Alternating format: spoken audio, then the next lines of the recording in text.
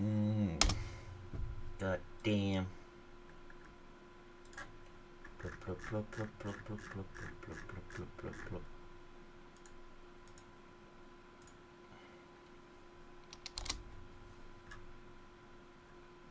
And here, right. Wait, where does it go? There. And I think that's everything. Okay. Hello there, Dan boy. Tervepä terve, perseessä herne. Mitä kuuluu?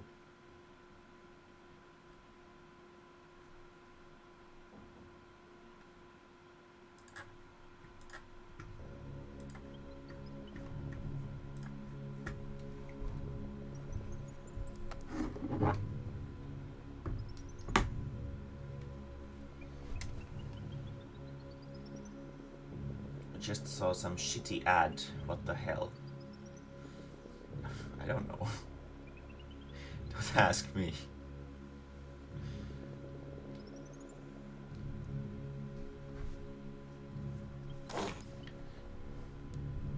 I don't even know. Like, there's apparently some kind of button that I can press to force you guys to watch an ad. But I don't know how to do that.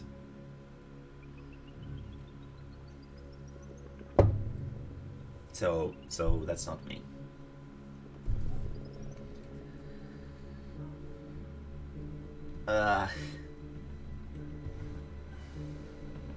Might just be like, I don't know, some kind of standard thing. But today,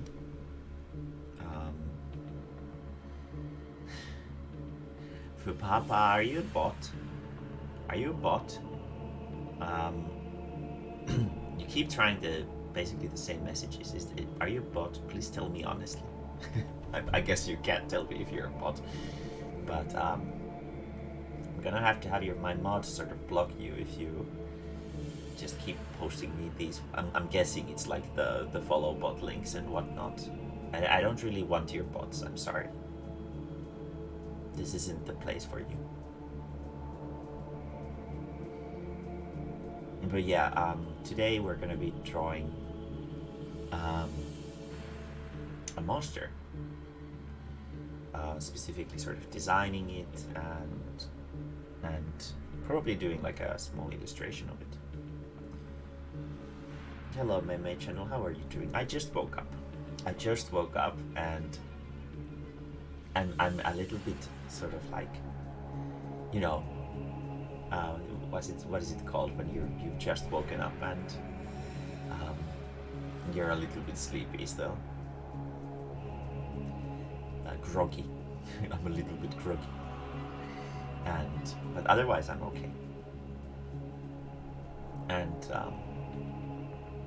well, I'm not if I'm super honest, I'm not really excited for today. I have to do a commission after the stream, and it's just like boring shit. and I'm not looking forward to it. Tomorrow is also a commission day, but tomorrow's commission is really simple, so that's not such a big deal. But today's commission is a little bit of like work, and I'm not super hyped for that. So yeah. But I guess I'll just, yeah. Otherwise, I'm good. But today we're gonna be doing some like monster designing.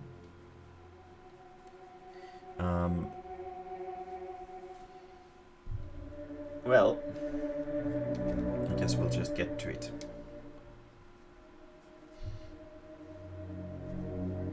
Currently watching Phantom of the Opera. Drawing and watching that's some hardcore multitasking. It's been a long time since I watched Phantom of the Opera.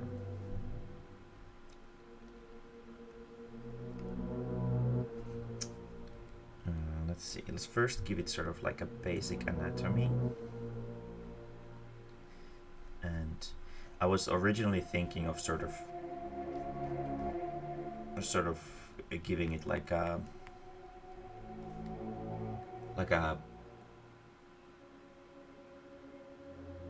my single core couldn't do that. What kind of monster are you going to design? This is from the second arc of the comic. It's this sort of forest deity that, like a fictional forest deity that this one village has begun believing in it a little bit too much, and it starts actually appearing in the forest, and it's starting to make people, like villagers from the village, vanish.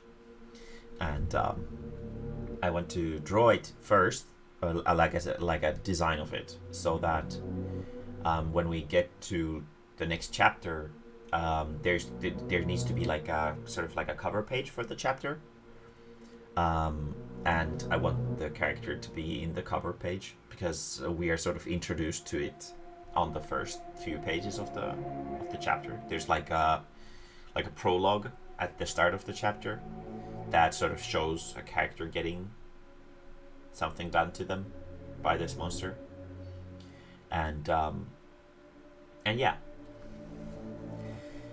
So originally I was sort of thinking of making it like a Slender Man, which is like a well-dressed man, but that doesn't make any sense if it's like a forest spirit. So I was thinking of giving it more like an almost like aboriginal kind of like visual image, I guess.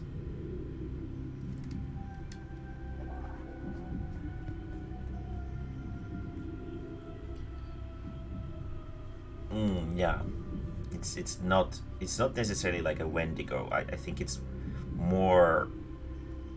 Let's give it very long arms. It's gonna be more like it's not gonna be like animal like. I think it's like a mixture of a human and a tree, because it's like a forest creature. In terms of anatomy, we're gonna give it very, very long arms so that it looks a little bit unnerving.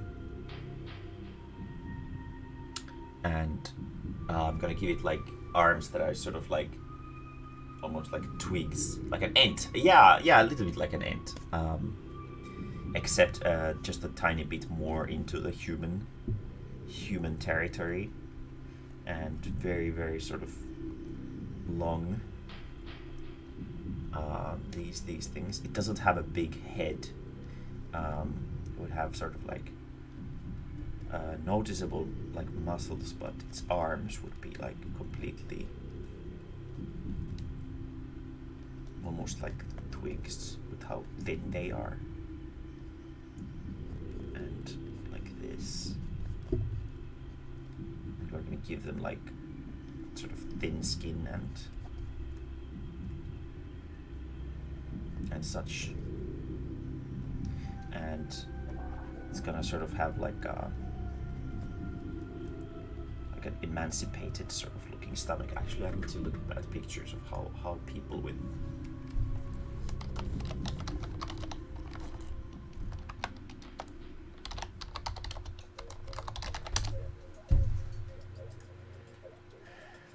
there's any pictures.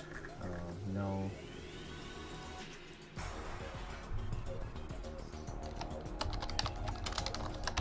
How do their sort of... Oh, that's gross. Holy shit. I sort of hate looking at really skinny people. They're so scary looking. There's something really unnerving about them that I dislike. So we want the muscles on the chest to be more like this, not so powerfully upward facing, like this. And the sort of, this would be like where the rib cage is roughly, and then it dives into its stomach,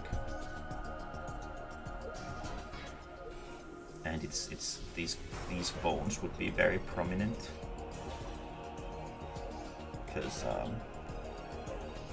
they're sort of like there, and then it's gonna have like a thing that goes down its waist like this, with some kind of ritualistic whatchamacallits. See, what do the legs? Holy crap, they're so gross. Ugh. And there's like a, almost like a hole here. Like this. Ew. I hate them. I hate these sort of super skinny looking people. They're so sort of spooky.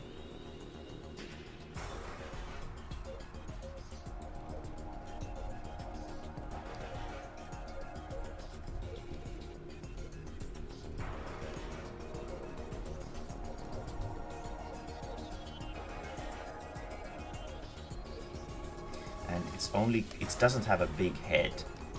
I want its head to be small. And it's got a hole in the middle of the face that sort of extends into this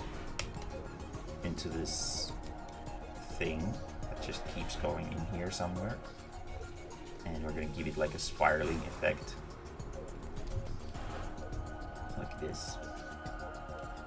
We don't want it to be looking like it's like a speed line, so he isn't going fast.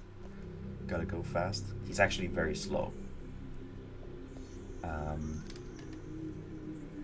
Maybe I'll sort of make his other leg a little bit different.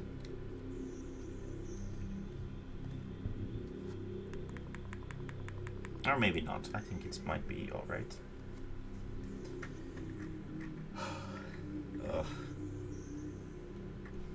And then like on his chest, we could maybe see like the ribs sort of poking through.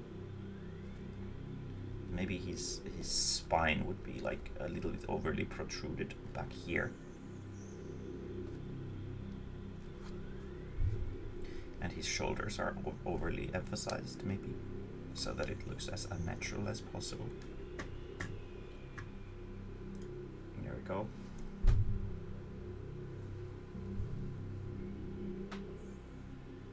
Your idea of drawing, oh, go for it. Absolutely. It's not really my idea of drawing monsters. It's just I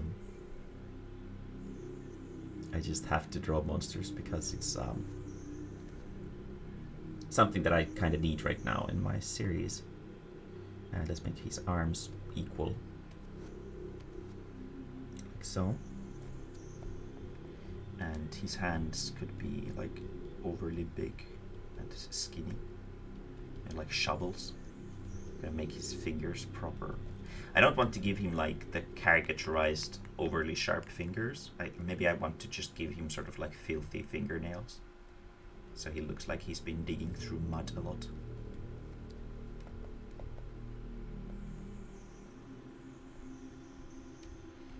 At first, we're just gonna give him like a general shape of sorts, because we need to sort of have like a gist of how his silhouette is first before we get to the actual sort of nitty-gritty of it, I guess. We can just sort of go in there and give him like a hunched look, and let's make his head a little different. It's maybe not necessarily like completely round. Could be like a little bit malformed.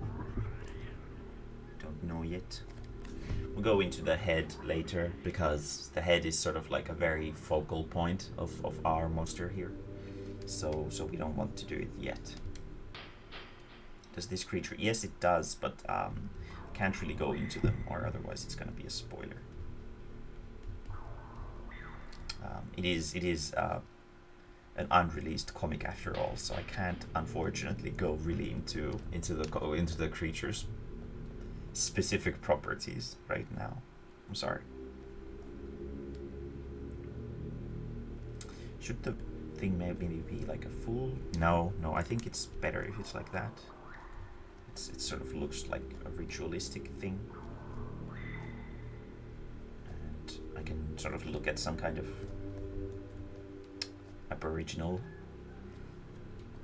looking garbs that I want to use as reference for it. And now we're gonna overemphasize all the sort of bodily features.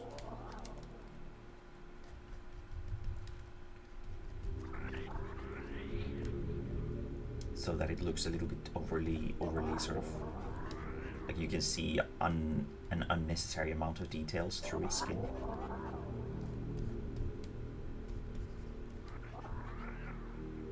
Your thighs made my evening yesterday. What do you mean? You like my thighs? They're pretty good thighs, to be honest.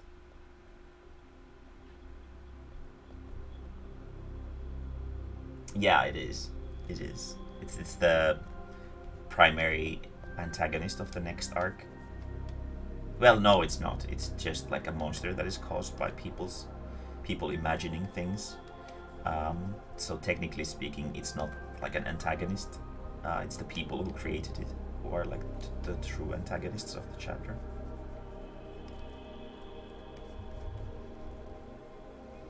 And we're gonna be making it.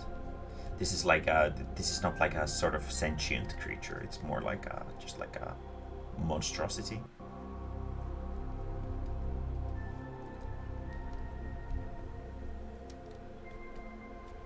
I want people to sort of be put off by a design, especially when it's like a human-like thing.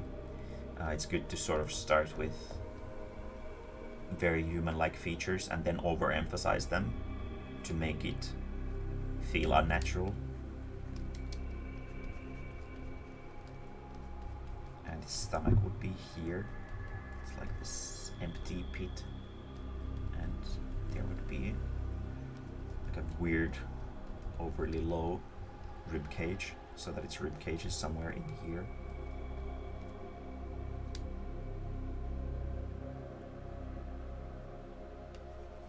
I've only seen heads of your monsters, Roman. It's hard for me to tell which one it is. The stalker, whatchamacallit.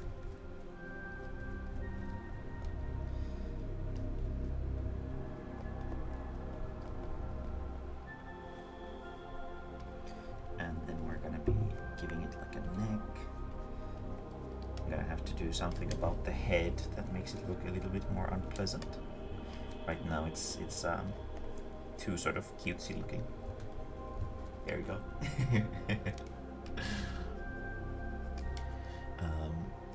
We don't want that. We want there to be the sort of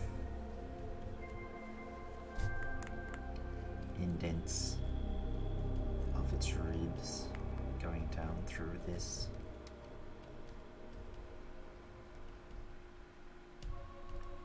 And they can sort of be made into look almost like gills.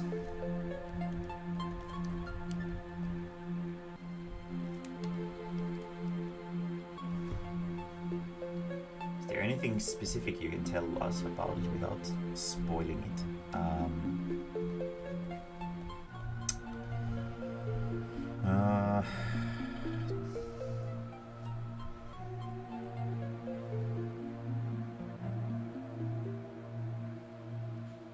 not really.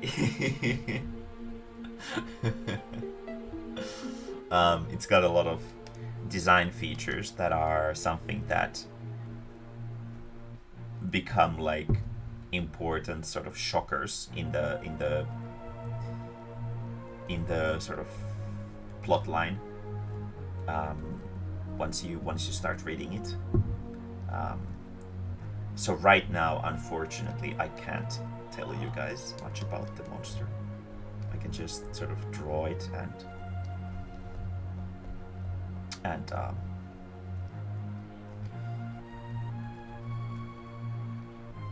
it's got like a thing stuck to it right now. It's a hexagon, which is an 8-sided. 1, 2, 3, 4, 5, 6, 7, 8. So that's a hexagon, right?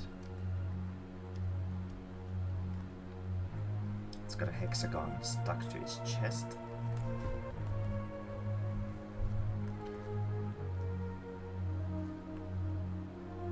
There we go. Let's put it so that it's sort of in the middle. So it has just giant hands.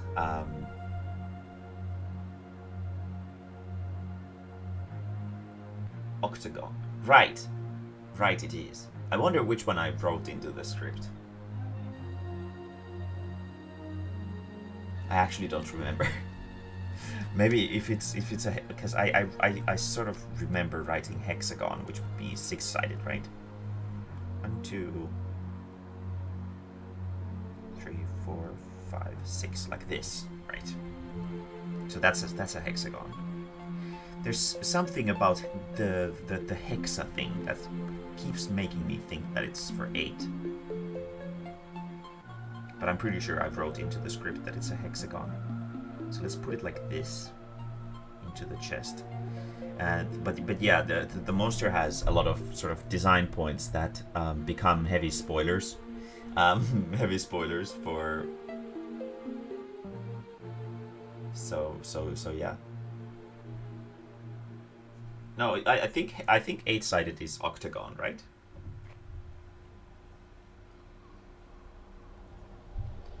It just has giant hands, right. As if watching. Well, the pages don't really have texts on them, so you can't necessarily find out like spoilers of like really significant things from watching the pages, I think. Because you still don't sort of understand what's going on. Let's make his skin sort of having like overcome it a little bit.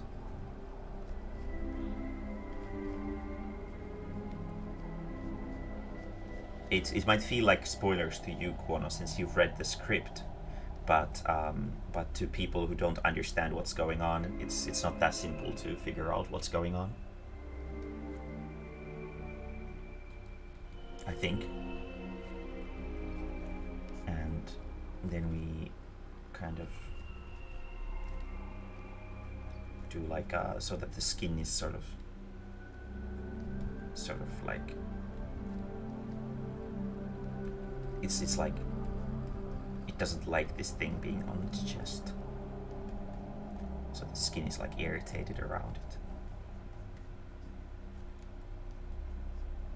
It's sort of sunk into its skin like that.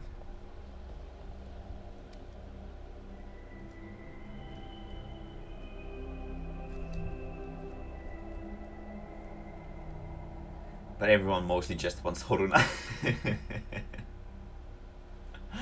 Yeah, pretty much. Horuna is the fan favorite for sure.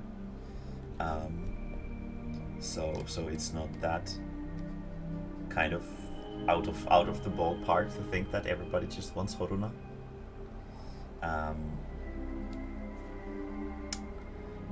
This thing has like a ritualistic necklace on it. Let's make it like so.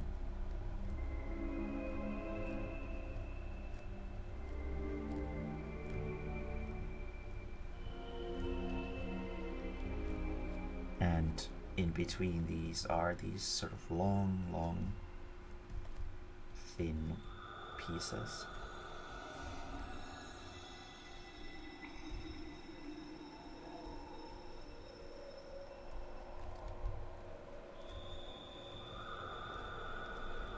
So.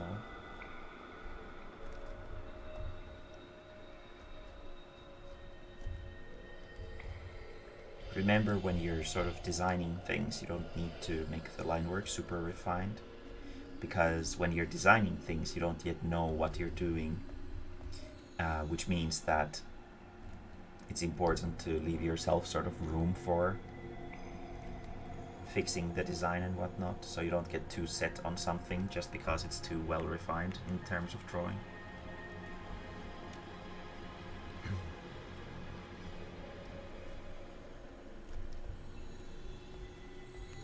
Here we go. Hoi hoi Shigu. Well, I just woke up, so so it hasn't really been much, I guess. I guess in terms of what's something that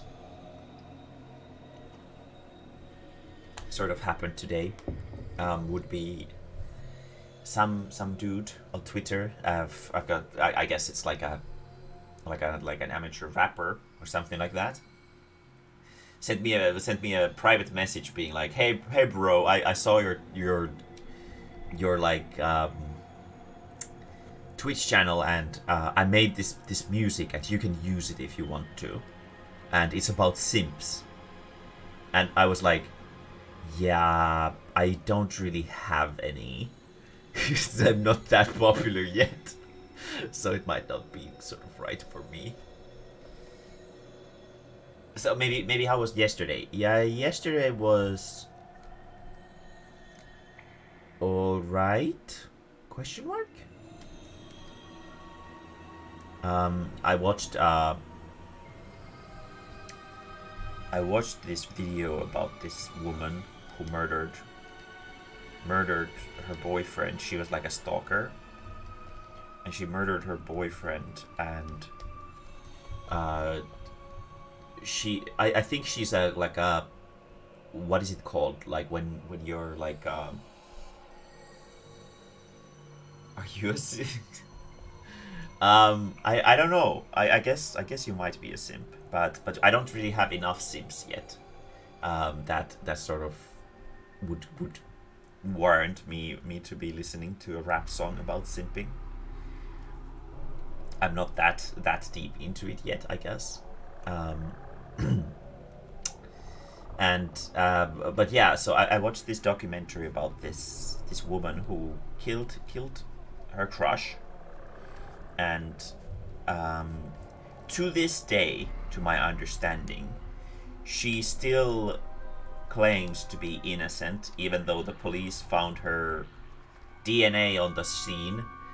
Police had a photo of her killing the dude because the murder caused the camera to accidentally fall on the ground and take a couple photos, which show her killing her boyfriend. And she has been changing her story about how the situation happened 3 times, and for some reason she still seems to think that people actually believe that she's innocent. She's completely emotionless during the interviews and whatnot. She has no remorse whatsoever, and it's super creepy.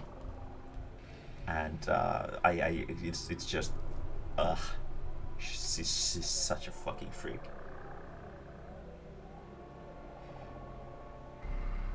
It was more than a yandere. It was more than a yandere. She was so fucking creepy. Like, it's just, I don't know. There was something super weird about her. If you guys want to check it out for yourself and you feel like getting sort of really frustrated at watching at someone lie, like obviously lie,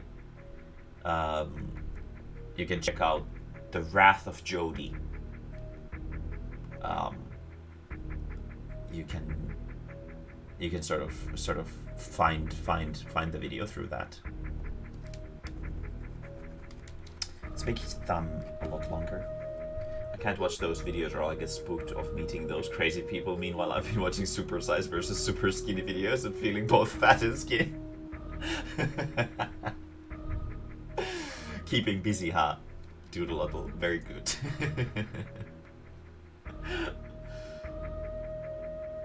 Didn't May say that she wants to be called female? Yes, I mean that's kind of what being transgender is all about. Yes, you are correct, Roman.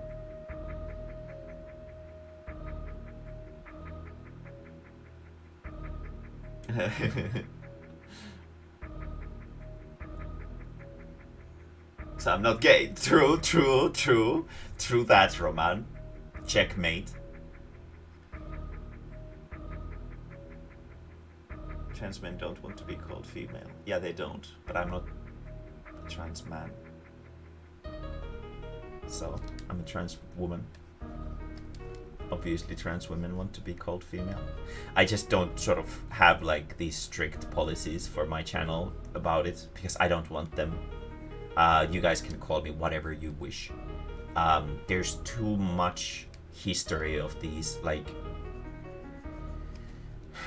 overly activistic types destroying people's lives because they misgendered someone or whatever, and I don't sort of want to be associated with something like that myself, so I'm very lenient about that kind of stuff. I don't really care what you guys want to imagine me as. It's all up to you. But obviously my personal preference would be to be sort of treated like a girl.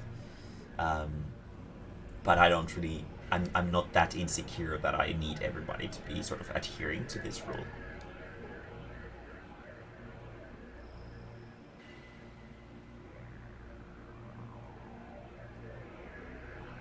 It got better in history, didn't it? Yeah. I mean, being trans isn't that sort of rough. It's more that the people who are sort of trying to supposedly protect trans rights are the ones who are like the bad people right now, because on Twitter specifically, people get a little bit too passionate about that kind of stuff, and sometimes they don't really do any research about who they're accusing of what, and they throw the accusations like they're candy for children, and it's a little bit irresponsible in my opinion. And because of that, I don't really want to associate with that kind of stuff. So you guys can call me whatever you wish. But obviously, if it were to be, like for example, if I were to write about myself in third person, I would write she, her. If that clarifies anything.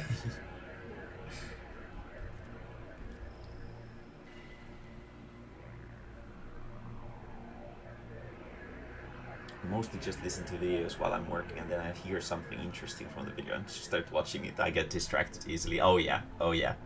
I specifically search for videos that I don't need to watch, that I can just sort of listen to while I'm working. And having two screens is pretty useful because I can have something going on the other screen while I'm working on the other one.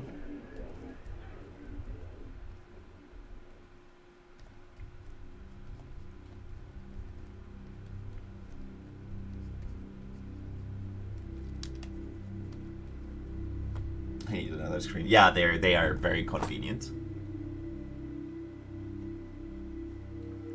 Audiobooks or podcasts? I mean, podcasts are already on YouTube. I listen to some podcasts and stuff. But audiobooks, I don't really listen to that much, at least for now. Maybe when I sort of run out of other things to listen to first.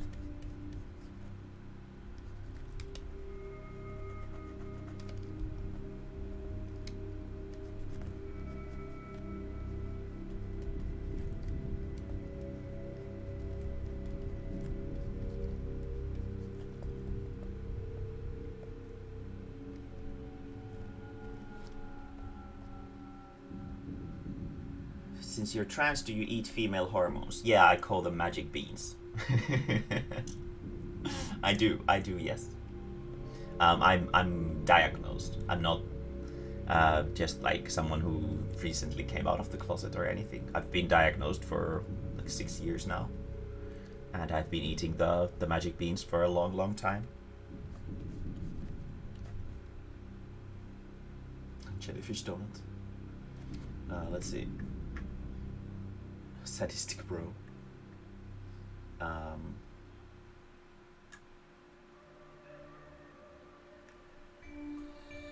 Worst countries in the world. Yeah, it's sort of like that. Tit Skittles. Yeah. I just call them magic beans because that's sort of like what they do. They make you turn into a girl, which is pretty nice. I'm pretty confident in my looks, personally, in my physical looks. I was considering just streaming by myself, like without the VTuber avatar originally. But I really don't want to put on makeup every day. It sounds like such a drag. Like, I'm already having trouble waking up for the stream early enough, and then having to wake up even earlier to put on makeup. And just like, no. Being an anime giraffe is so much easier.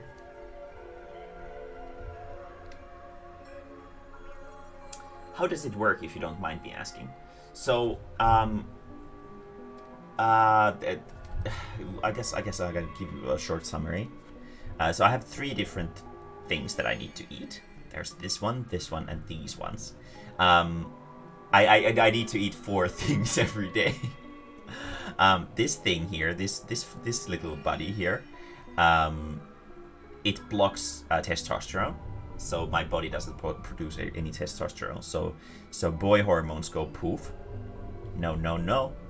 And the reason to why my voice is very masculine, sort of masculine, I guess, is because here in Finland the law requires that you can't get the hormones until you are 20 years old. To sort of ensure that you're mentally mature enough to be ready for them, I guess, because they are a life-changing thing and they are going to destroy your body. And because of that, so when you're 20 years old, obviously your voice will have developed to a little bit more deep voice. So they don't really have much in terms of that. This little buddy here causes depression. That's its effect. It's some kind of it's supposed to increase the power of these guys. These guys are the girl hormone. These grow boobs. And this guy is supposed to emphasize the power of these guys, but it's some kind of very questionable medicine that isn't used in every country, called finasteride. And if you check it out on Wikipedia, it says that one of the big sort of issues with finasteride is that it is proven to cause depression, which is very harmful because trans people often have depression to begin with. So it's sort of like a bad guy. But me being like a very sort of outgoing and energetic person, even though I have my sad moments, of course, as well, which I'm not super like. I don't really hide them a lot.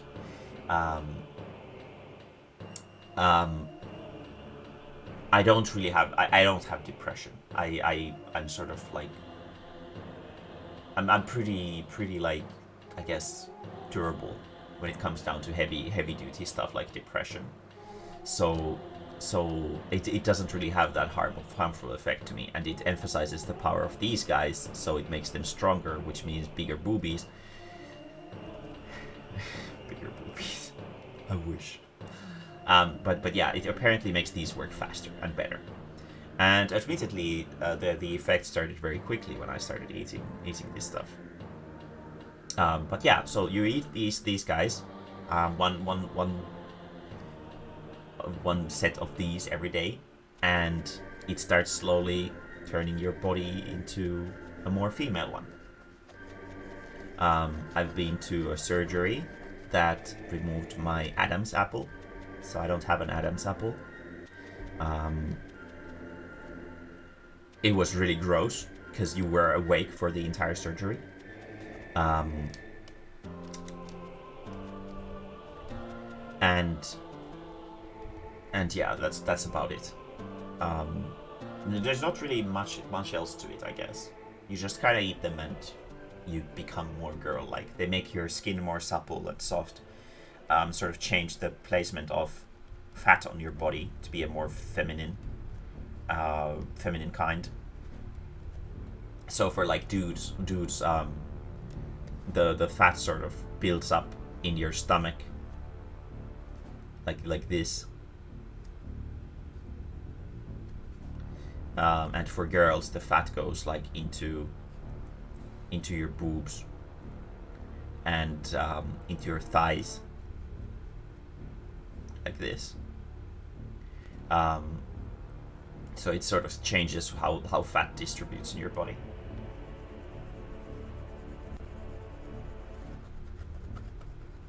It's like magic. That's why I call them magic beans.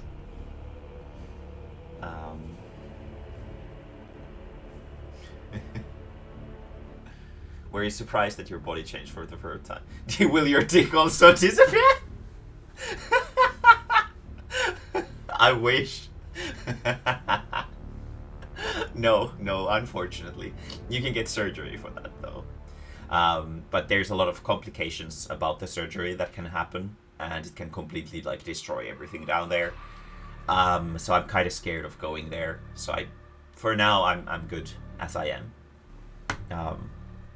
Boyfriend is into futanari anyway, so I'm pretty set.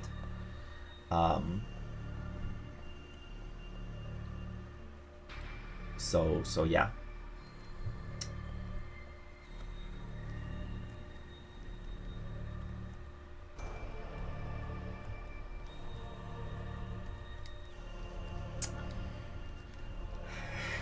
How long do you have to eat these hormones?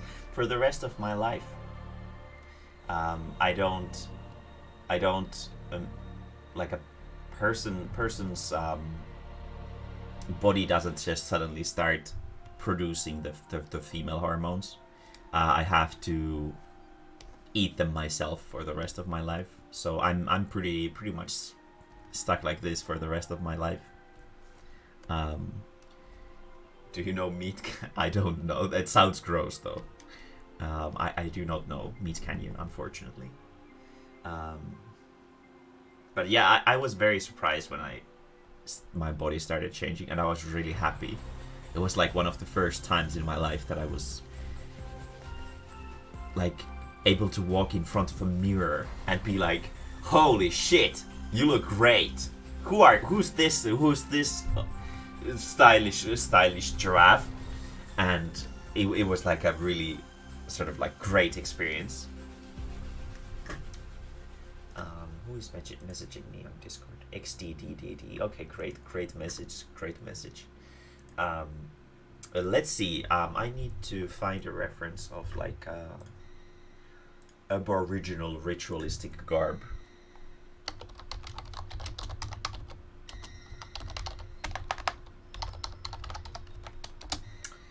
Let's try like let's see. What do they look like? No, those are kind of more into the territory of what I want.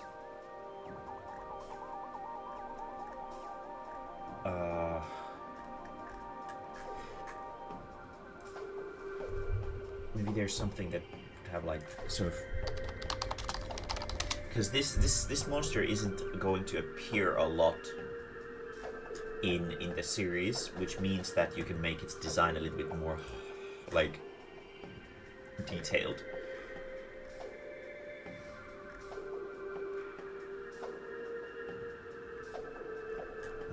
Just a moment. I'll check out chat in a second. Give me a moment. I'm just looking at reference images. Maybe African. Maybe they would be like cool looking. Oh yeah, these are more like it. Nice.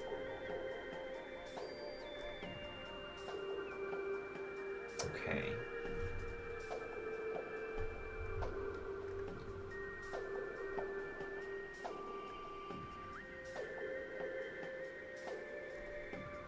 yeah, sort of give him like this sort of hanging thing here. Goes there, and another one here to make his silhouette more interesting. We know we've been studying about character design a lot, and silhouette is everything.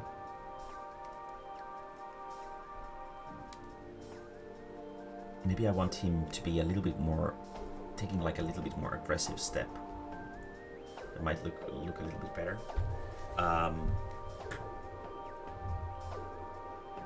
Would be very cute and handsome as a boy. I've been told that I was sort of like a pretty boy, but I wasn't really sort of. What OST is this? Metroid.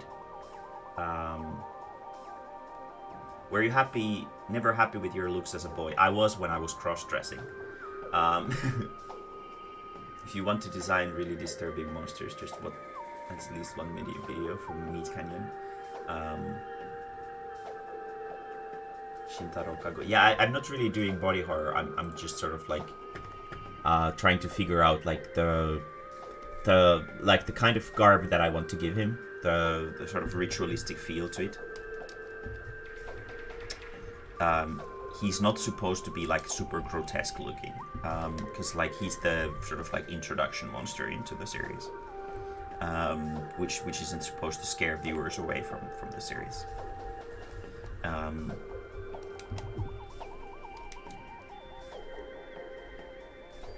Because in the end, the series still isn't like for.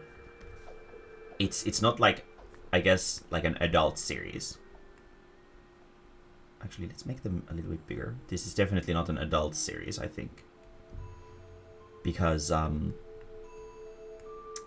we have stuff like, we don't really have gore, like heavy gore in the series, which is something that's sort of like a staple in adult horror, and I don't really feel like that's necessary for this kind of stuff. There's implied violence and stuff, but I don't really want to go sort of deep into the details of it.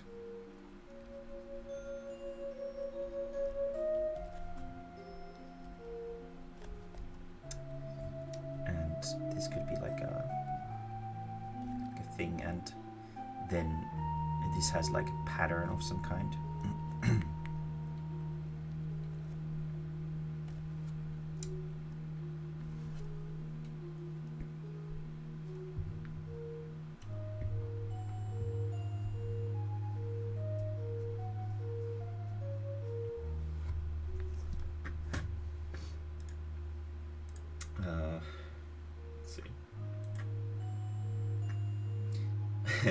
Those aren't really that creepy though. They're just sort of like heavy caricatures. That's a little bit different. I could see those working like in a context where like a toy shop comes to life and the toys are like the evil things or something like that. But I'm not looking for caricatures like that. Maybe like a bead. Maybe it's full of like beads, and then this thing is covered in these maybe bones or something.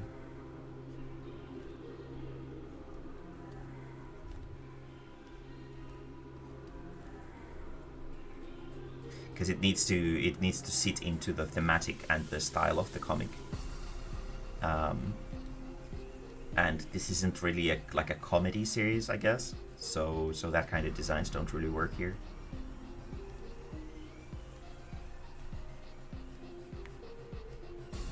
If it was like a comedy horror, then I could see it happening.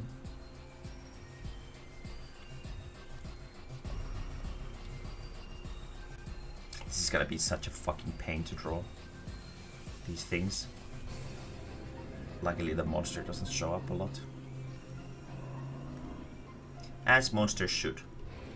When the monster sort of overstays its welcome, it's gonna lose a lot of impact. So it's better to have like a good build up to a monster appearing than a monster that is constantly prevalent and ruins the sort of like impact of it.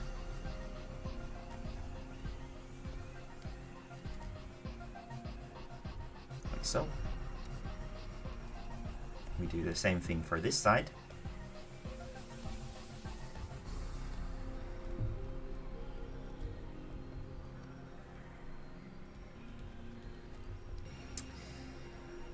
Go. So have you guys ever been sort of thinking, this is sort of like a out of context question. I think I'm starting to get a no human bones. Human skulls and stuff are a little bit like on the nose. Like they're the first sort of monster thing that everybody thinks of is like, oh, it eats humans, so it has human skulls on it. So no. I would personally recommend against putting stuff like that on your monster designs. They're a little bit on the nose. If you don't know what that means, it means basically that the design is a little bit too like stereotypically obvious. That okay, it's a bad creature because it has these bones on it. I like to sort of make my designs a little bit more subtle. In terms of the sort of metaphors and stuff that they sort of have implemented into their designs. It's kind of more my thing. Let's actually make these like that, so they're more interesting to look at. Yeah. I'm just starting to get a small headache. Oh no. Maybe you should like lay down for a moment. Might help, or do some stretches. That might also help.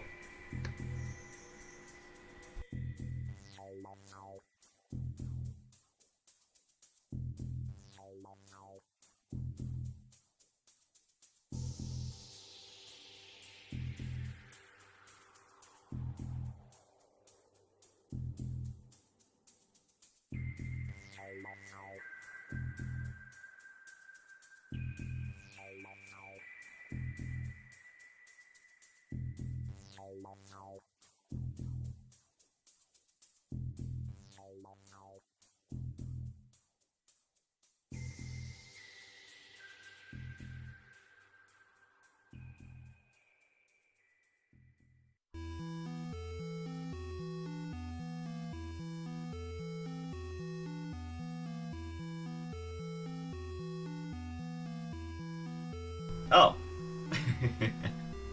Sorry about that. I've got my mic on my new mic arm thing, and sometimes I accidentally bump my cheek on it, and it causes it to go to mute.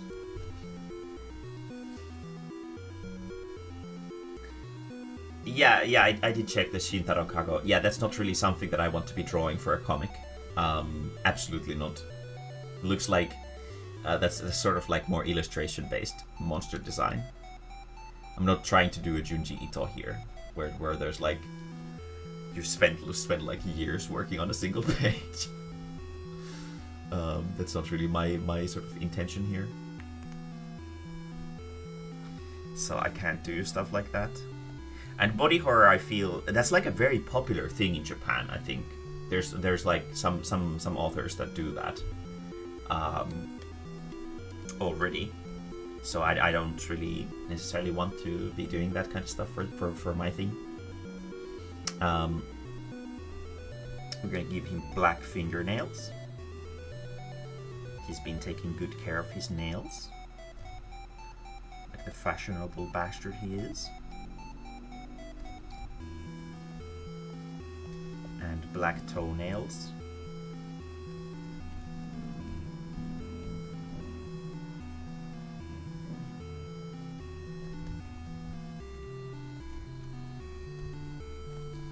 Because we're doing a design for a manga series, we need to keep in mind how the black and white balance of the character works. It's basically the same thing as the color balance would be in a colored image or design. The black and white balance needs to be good for this one too.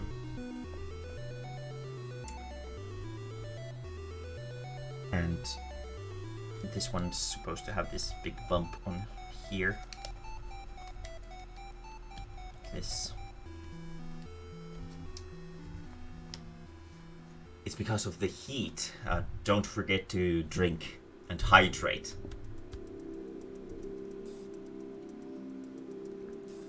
I was making a joke. It doesn't actually have nice nails. It was a joke. I'm gonna make the fingernails like crummy and broken up.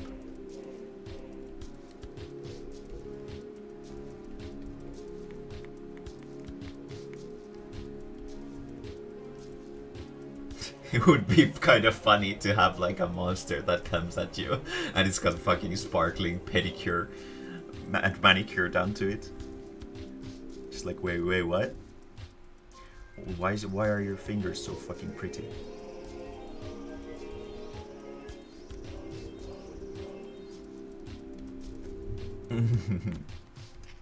Just imagining it is making me chuckle a little bit.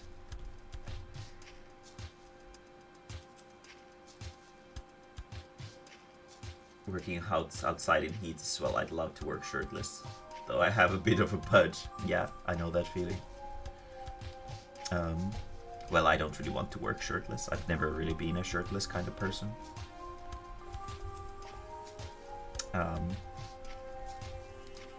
But yes, it's slowly getting warmer for sure.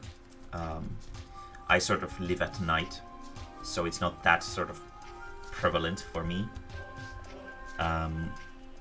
But I've definitely noticed it getting a little bit warmer. Now, next comes the sort of unpleasant fact of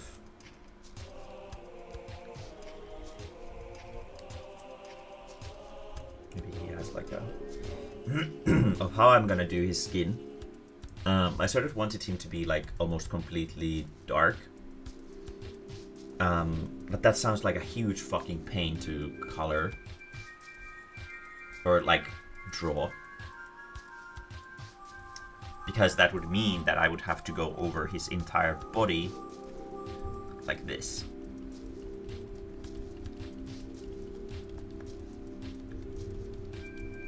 Make everything dark like this,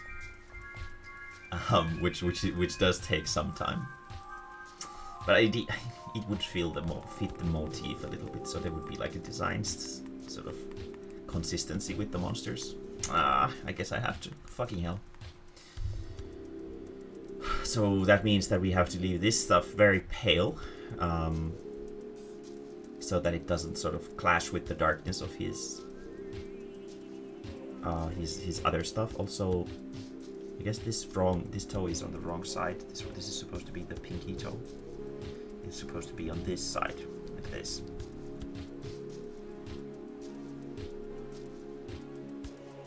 Very good, very good. Remember to stay hydrated.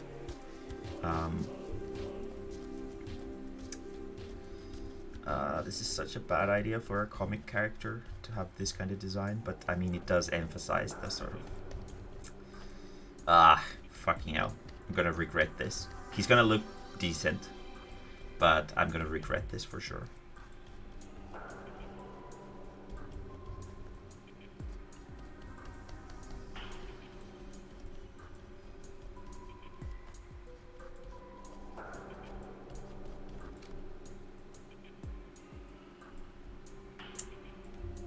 But yeah, it is definitely getting warmer, and I'm actually kind of happy about that. I prefer warmth to cold. Let's leave his sort of tendons and joints white, so that he has some contrast with his color design.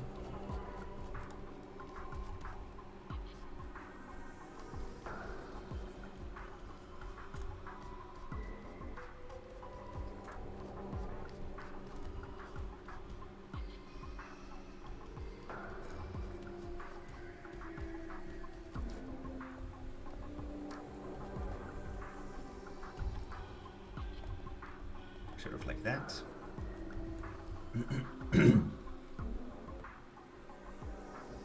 I prefer to keep clothes on. Yeah, I know that feeling.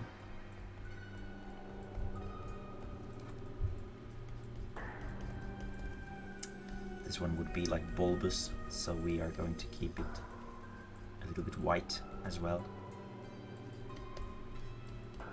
And then this one, same treatment.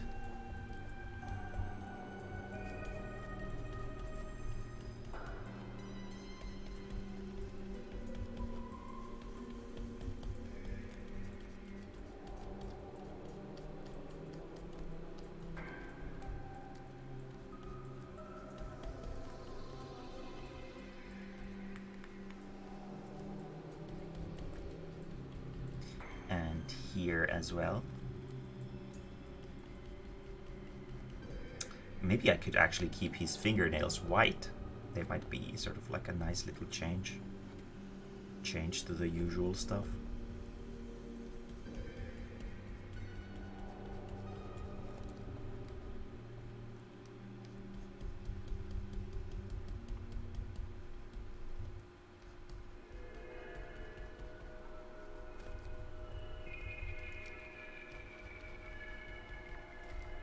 Go. There we go. We're sort of going to give him first like a preliminary design. This is the part where we sort of like emphasize all the muscles and parts where there wouldn't be muscles and stuff like that to give his body a more distinct shape.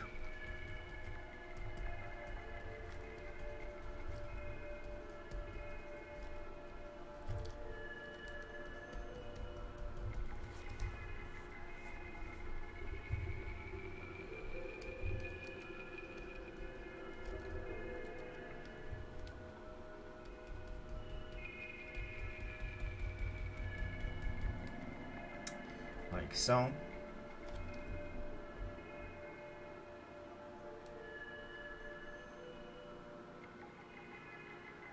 Door-to-door salesman rang our doorbell. Dad opened the door in his underwear and covered in moose blood.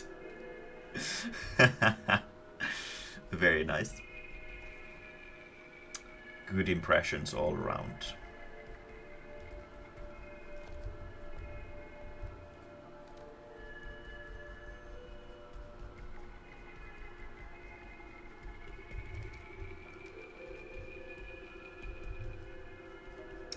This is like the kind of carpal tunnel design that I would not recommend doing.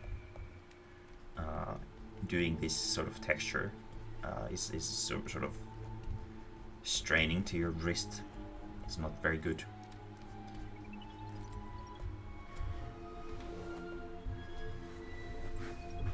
I'll need to sort of... Maybe I'll need to like make myself like a brush that can do this for me. That could be nice. I'll need to look into that. So that I kind of just need to go over it and sort of color it without needing all this.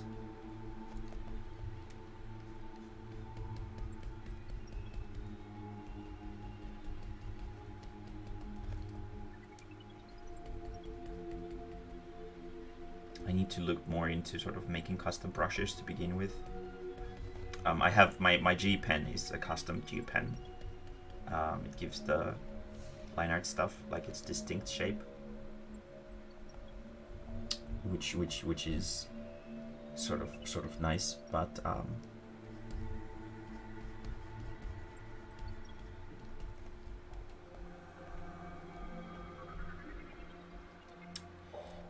it would be very beneficial for me to have more custom brushes.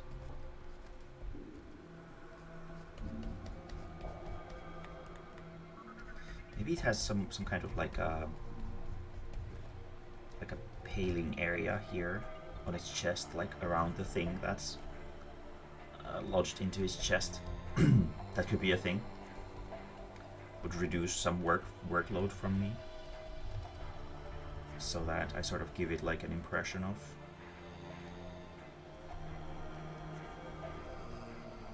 This thing almost giving off light, and this one is pitch black.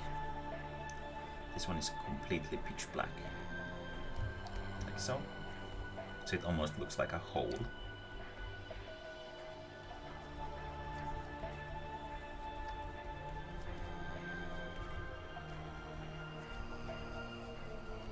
so.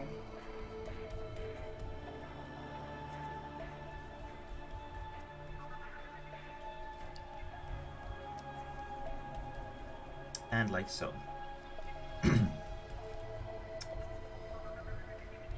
Very good.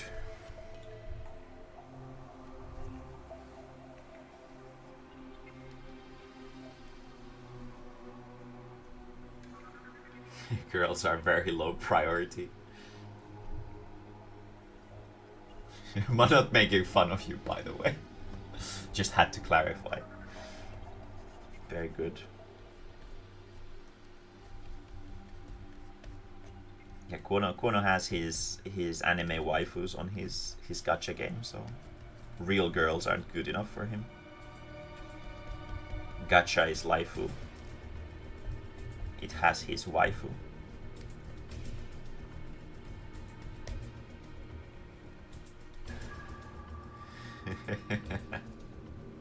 May knows exactly. We have on our PSO2 Discord server. PSO2 Discord server. We have a channel called Kono's Harem, and he has all of his gacha waifus there.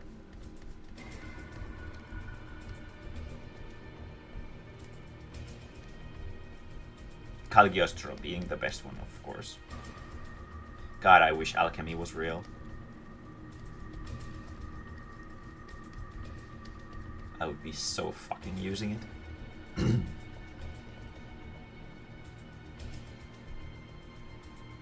Maybe he has like some kind of like bead things around his. Yeah, he could have these things around his arms as well. For sure.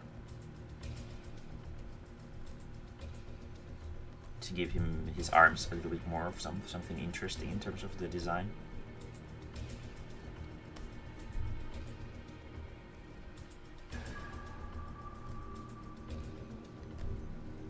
Like so. It's boring to just have sort of long arms. Like everybody already does that. Let's give him decorations.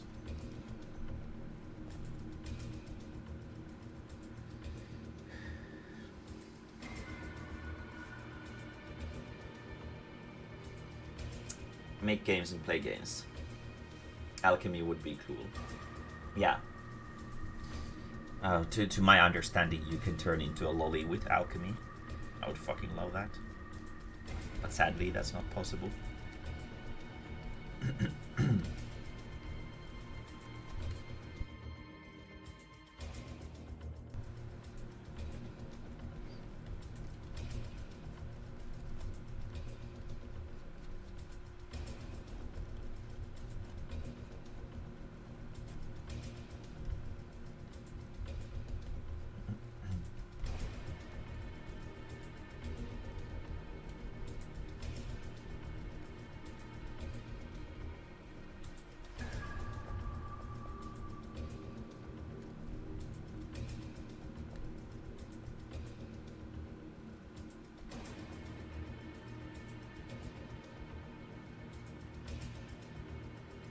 Last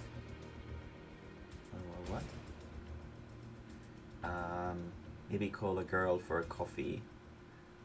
Last time I did, she turned into a guy.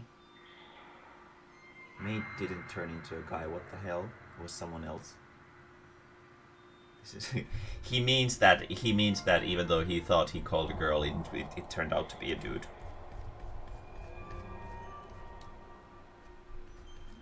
I don't think there's much else to the story than that.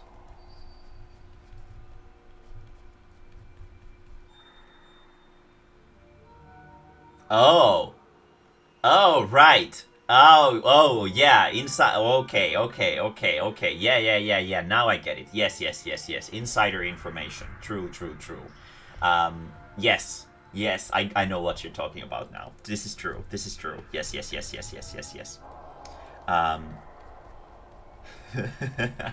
I thought you just okay. Yeah. Mm-hmm. That's mm, ugh. Yeah. This is correct. This is correct. Um, that's a kind of funny way of putting it.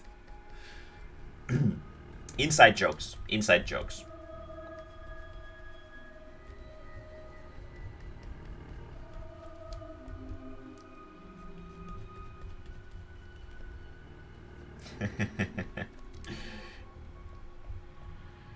Very good. Very good.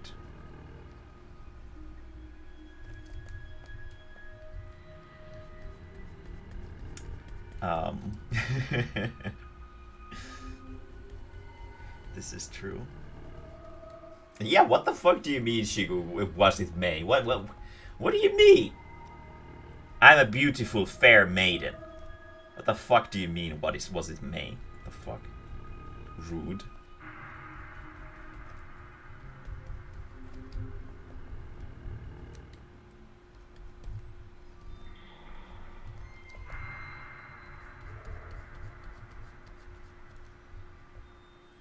May doesn't drink coffee. She definitely does not. I can't stand coffee.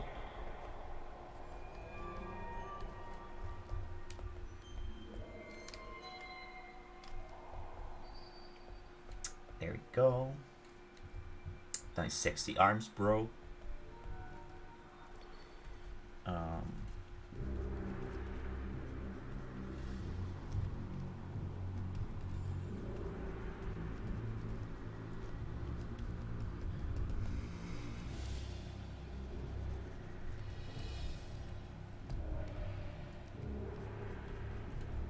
Like so.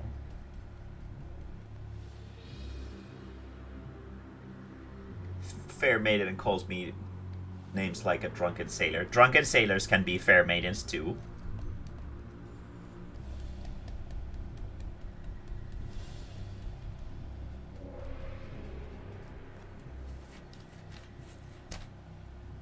Shut up. Shut up. God damn it. You guys don't understand my inner beauty. Fuckers. Giraffes pick their noses a lot. That's what their tongues are for.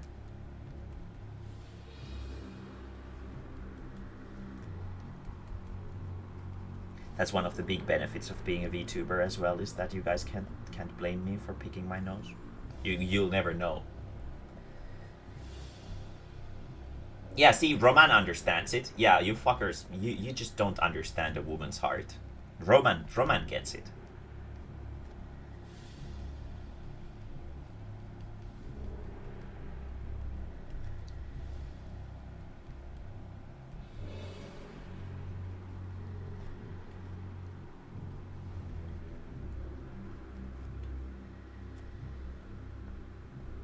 Always fixated on her nose in real. What the fuck do you mean? God fucking damn it. Shigu's new fetish has been revealed. Nose fetish.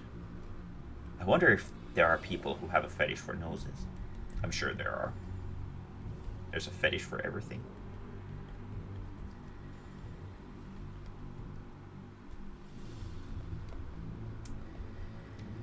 So, and I'm gonna make this area sort of more pale, like this, and legs next.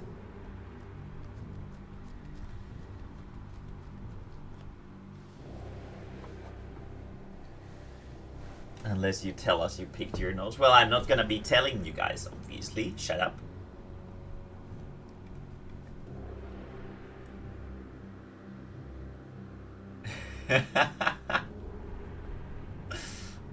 So now it's on Shigu. Keikokudori. Shigu is now the official nose fetishist of the group.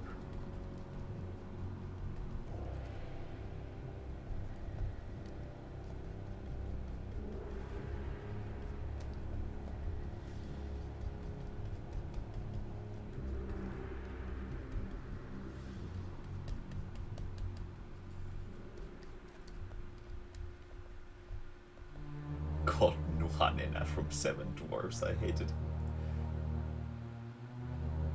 Called. You mean you called me? Ah, I see. I see.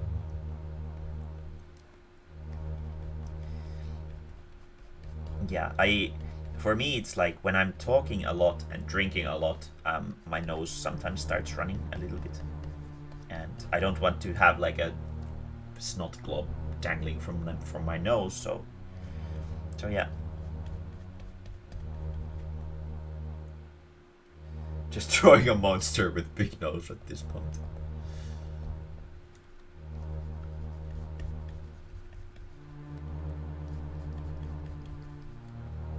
It's like the Pokemon Nose Pass. Or its evolution Probo Pass.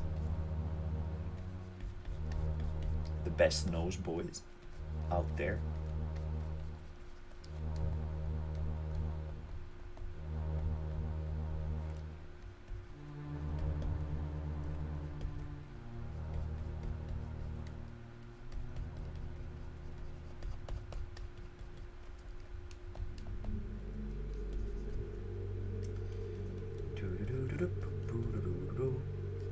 We are making pretty decent progress with this design thing here. I'm gonna put like rastering and stuff on it as well to sort of make it feel more coherent, so that I sort of know where to put each type of raster and whatnot when I draw it. Highly recommended if you guys ever want to draw manga. It's good to make like a proper design of a character that also has the rastering information written down, so that you will know what to use when you do it. I sort of have like a very standardized rastering thing myself, so I always use like the specific same rasters, but like where they are placed and stuff is still important to sort of keep in mind. Okay, and we're also gonna need to sort of think about the face. There's this one specific effect that I want on it very, very dearly, and I'm gonna be working hard to make the effect look nice.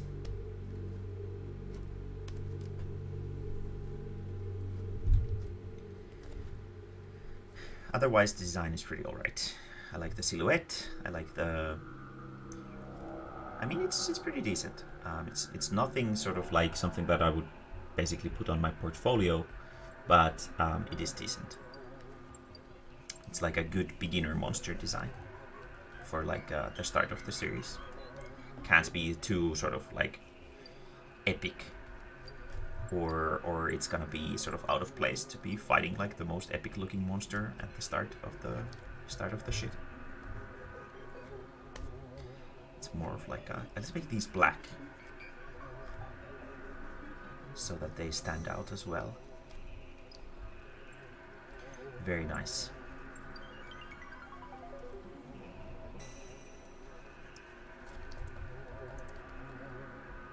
Oh, very good. I sort of really like the black and white balance on this design right now. Very good.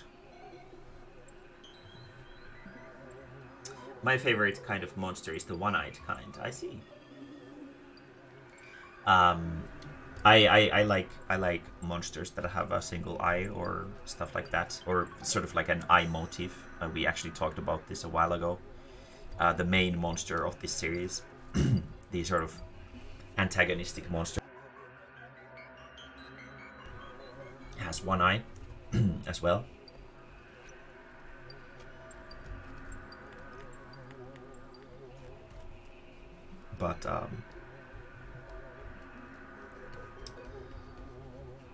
But it's not that sort of visually relevant in the story, since it doesn't really appear a lot in the story in like a visual aspect. It just has like a lot of influence in the story and stuff, but it hides.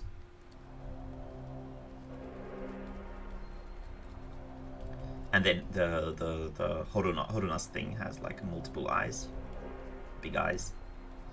They're all pink.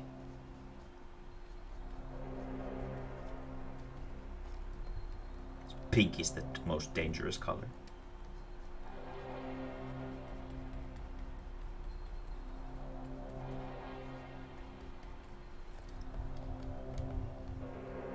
There we go. And oh, was that a dig choke? I see.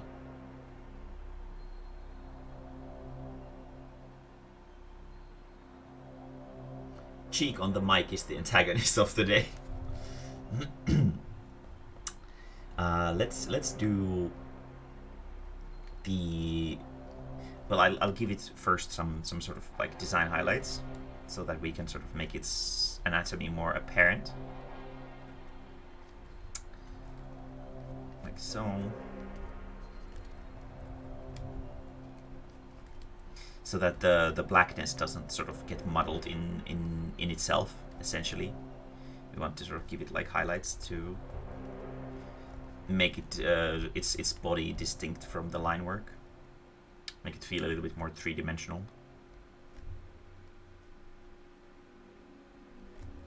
Like so.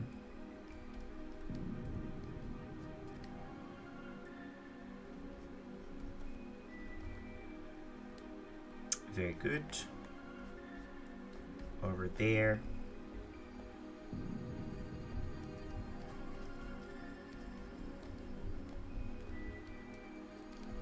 And let's see.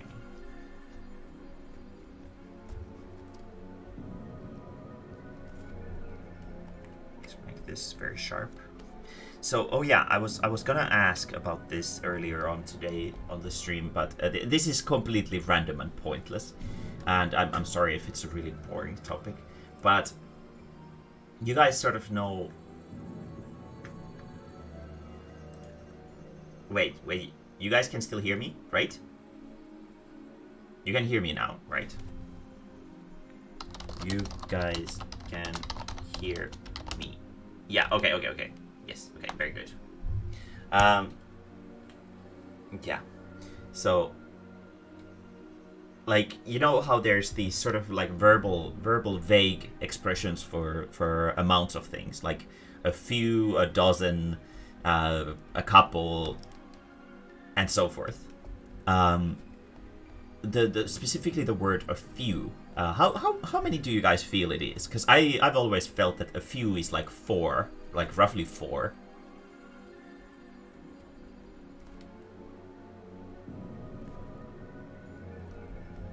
What do you guys feel a few is? How many is a few? Because a dozen is 12. And a couple should be 2. 3 to 5. Few is less than. More than a couple. Oh, yeah. 3 to 4. Yeah, that's what I thought too.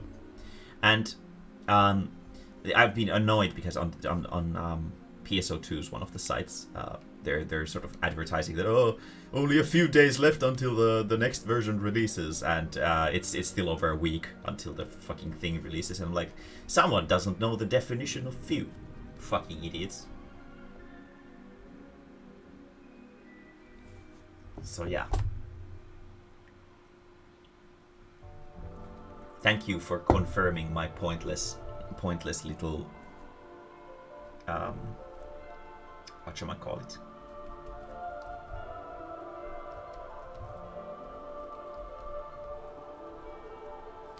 There we go.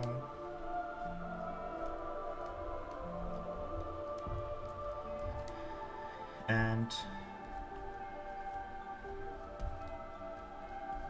there we go. This kind of drawing is sort of fun. You don't have to worry about making everything super refined and stuff. It's sort of super lightweight and easy, and you can sort of see the progress of your thing very fast and rapidly. Makes it very easy to draw.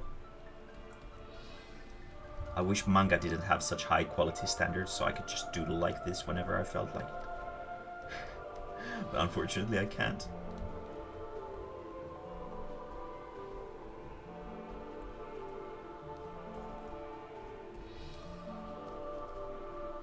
Need to sort of make a good impression of my art stuff, so can't be doing super rough stuff like this or willy-nilly.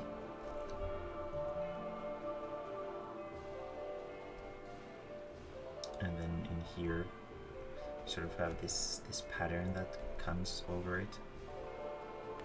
Actually, maybe it might even go over the entire thing, like so. Gonna need to draw a brush for this because I want to make like a beehive pattern on the black item that it's holding on to. So like this. But that kind of stuff, since it's very prevalent in the story, I want to make a brush for it so I can just bloop, and it's there.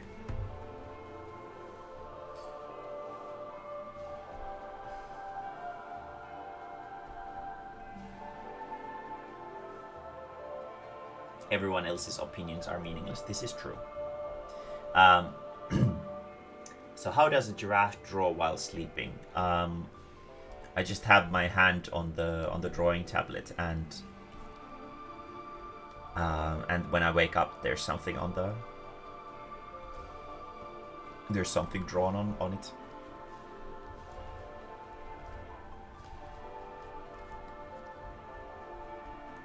It's pretty convenient, to be honest.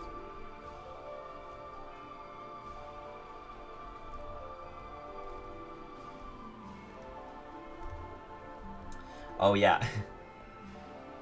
Amateur looked like he was sleeping again. Yeah, when I tilt my head down like this, it stops registering some of my facial movements because it's too heavy of an angle.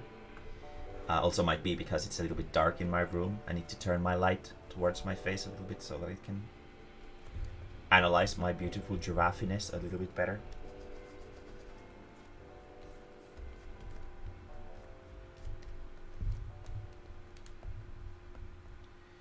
There we go. Very good.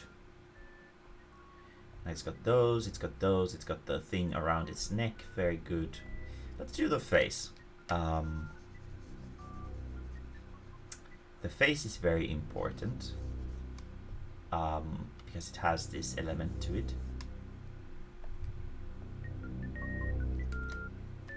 So let's make that first. Let's sort of imagine, like, because it's supposed to have like a hole in its face, like this. Let's imagine if the skull would basically be formed around the fact that it's got like a hole in its face. So this would be the back of its head. This would be like the cheekbone.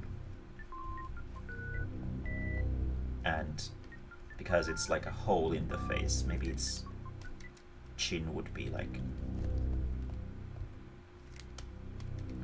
a little bit more like that, and just sort of has this thing on its face like this.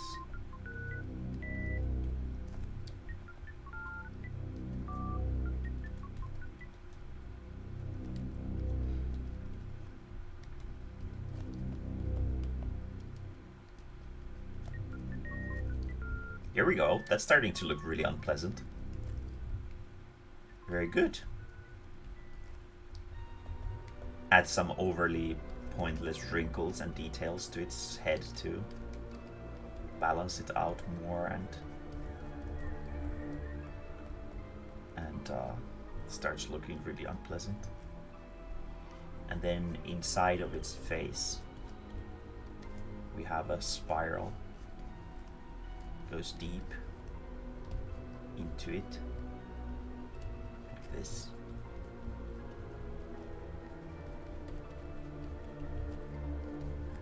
And it continues from the back of its head.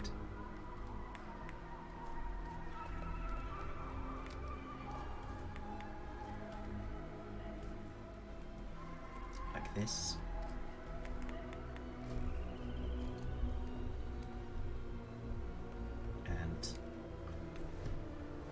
A single nostril. The monster got ball keyed into its face. And then we're gonna be doing like a spiral thing here. It sort of continues along this sort of guidance line that we drew. Like this.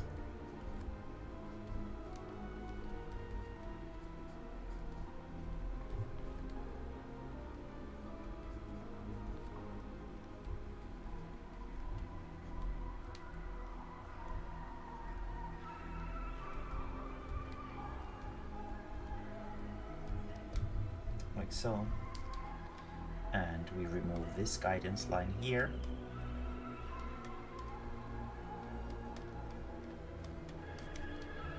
Very good. Like so.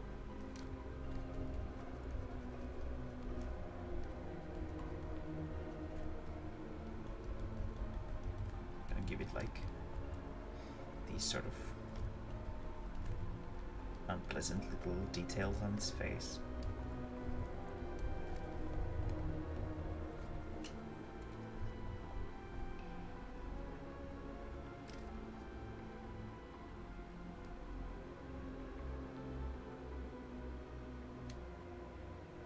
Girls and Panzer. There was a stupid British documentary where they would, like, this British idiot woman would be like, oh well, all manga and anime is for pedophiles, and girls and Panzer is like the proof of it.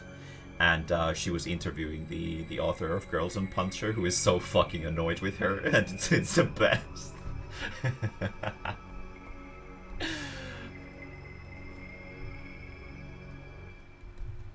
This thing sort of goes through here like this. It has this little thing coming out of its mouth as well, like this. Very good.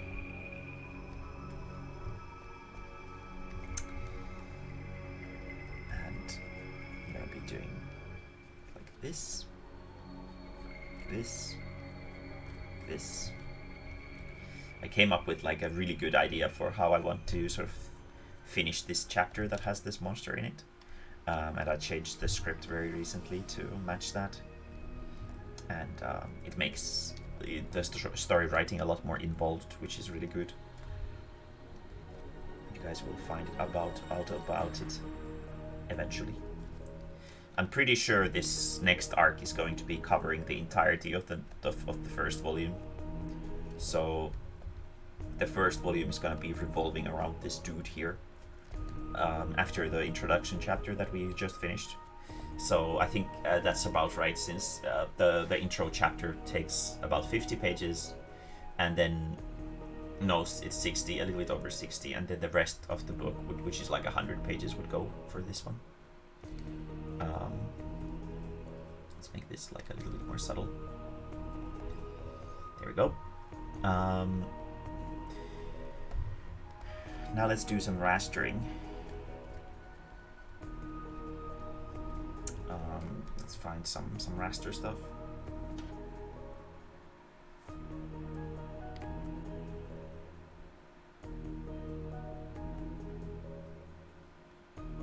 I wish there was more tank anime. I guess there aren't a lot of tank anime without little girls. For some reason, little girls are always involved in heavy weaponry when it comes down to anime. Like even Yojo Senki is like one of the heavy weaponry, heavy artillery series, and it has a lolly as the main character as well.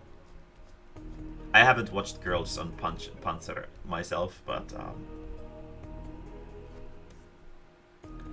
considering the woman was blaming the dude for being a pedophile, I'm guessing it's probably got lollies in it as well.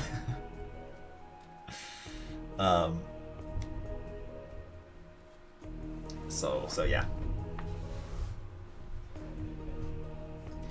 Let's see. Rastery.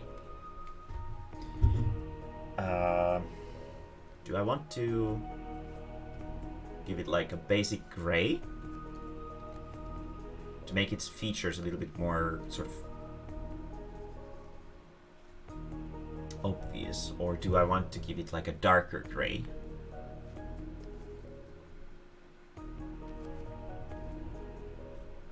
Let's try 40. I think the darker gray is better. Yeah, definitely. But we don't want to go too dark, or otherwise there's not gonna be any room for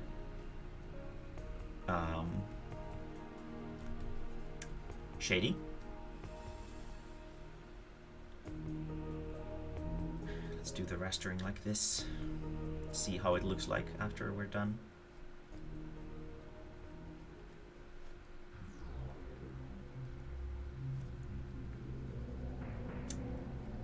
Otherwise, it's pretty good looking, I think.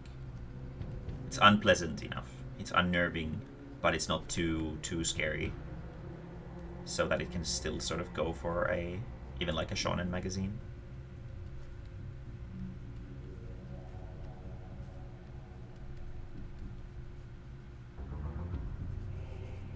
Or like at least a seinen, if nothing else.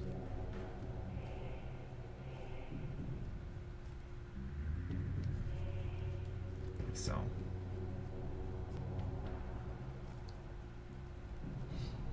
I really like this darker gray. It's very good. It's just the perfect one for it. Really emphasizes its thing very well.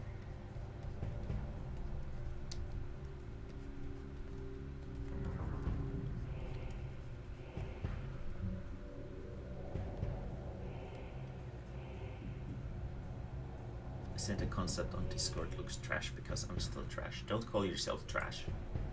You don't, even if you're not that great from like a technical standpoint. It's the nose thing. Oh, very good. Very good. Does it have a hand coming out of its nostril? Very good. Beautiful, beautiful. Let's see this wonderful thing. So here's Shigu if he turned into an eldritch horror. It's just a nose that has an arm coming out of it, and there's big noses. This is giving you a thumbs up. It's beautiful. Very good, Roman. Very good. Fuck you, man.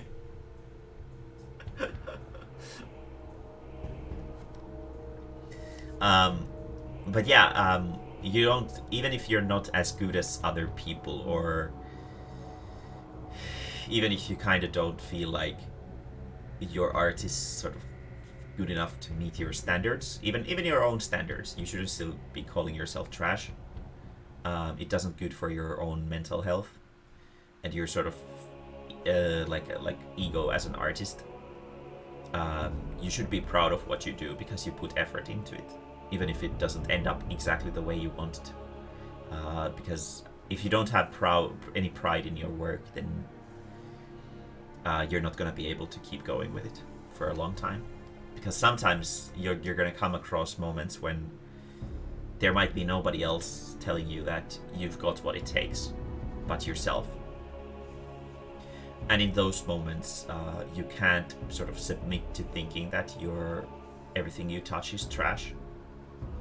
Like, even though like a lot of people online call Clownfish Twister trash, well, specifically Finnish people. Abroad people really like it, but Finnish people really fucking hate it. And they call it very bad. And even though I agree that there's definitely clumsy things about it. I mean, it's my debut series. Obviously, it's gonna have some clumsy things to it. I still don't think that it's trash. I still think that because I put a lot of effort into it, and I think it has a lot of good sides to it. And I don't think it's fair to judge it as garbage just because it's not exactly perfect. And yeah, there needs to be some kind of inner motivation that comes from within you that tells you that you're all right. Even if you're not like a grand master at everything, you're still all right. And you should have pride in yourself. A lot of people sort of be like, oh, being proud is bad, but to them you can go and tell to fuck off. Being proud, as long as you keep it within like a healthy limit, is really, really important for your mental health. Having things that you can be proud of is really important.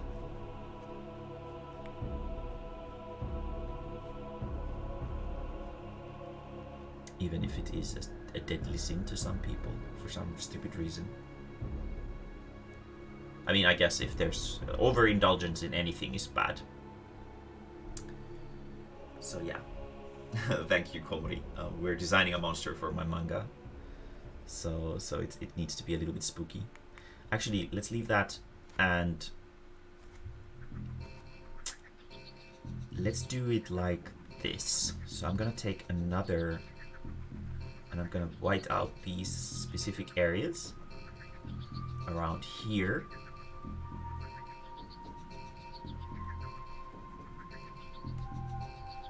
And like here, like here,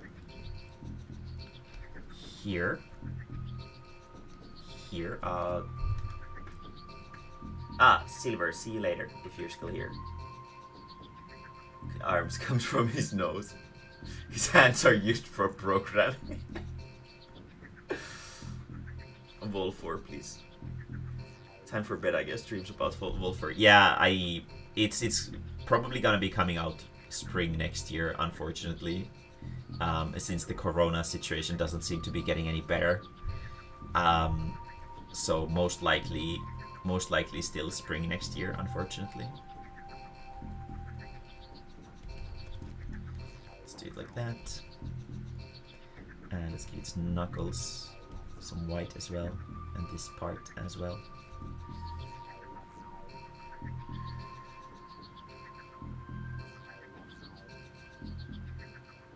This fucking salesman cheated me into buying this trash, but it's kind of quality trash. Oh yeah, you got scammed. Get fucked. Now you have more of them in your bookshelf. Must have been a really fucking great salesman.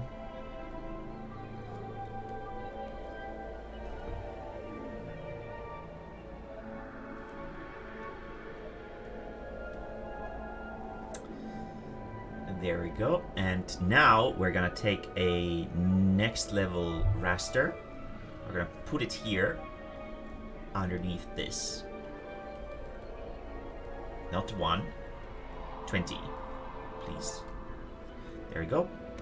And we're gonna do the 20 dot raster in here, which doesn't make it white, but it gives it like a lighter color, like so. So it gives like an impression of shading over the creature, like this.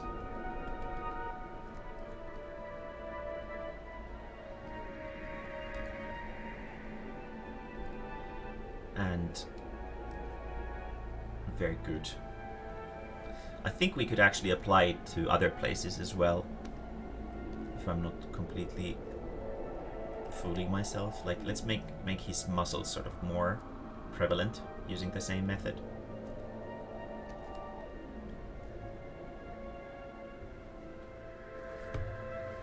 Pride hero, yeah.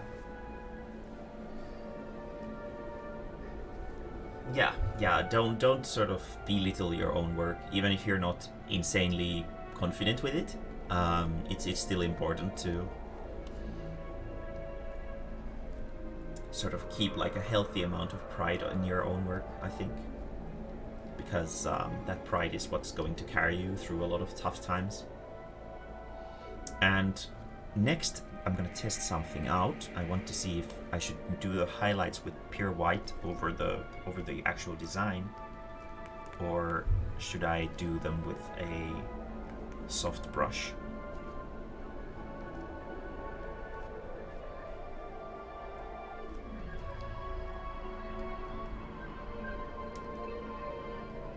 Let's see.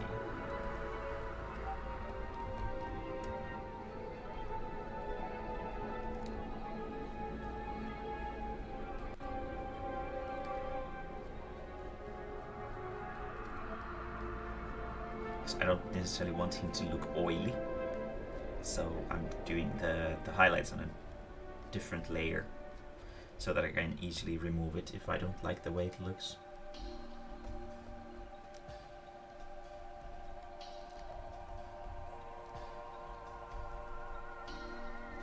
Like that, and like that, so that it sort of gives an impression that it's shining. Sort of emphasizes the comic book look,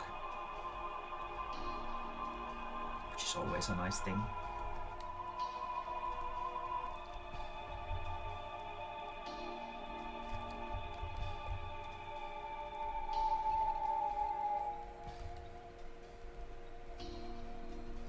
give it a highlight in here as well to emphasize that there's this thing going deeper into it. Like this. Very good.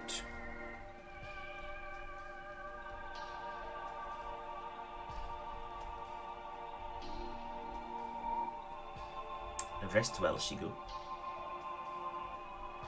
Why is his head an old phone? His head attached to a spiral cable from old phones. It's sort of like a metaphor thing. You'll find out about it when you get to read the manga. And you'll probably find out about it when we actually draw the cover page for the next chapter. Because his name gives it sort of off, like gives it away a little bit, like why he has this sort of design principles to him. And these are supposed to be pure white, so let's not let the raster sort of muddle them up. Very good.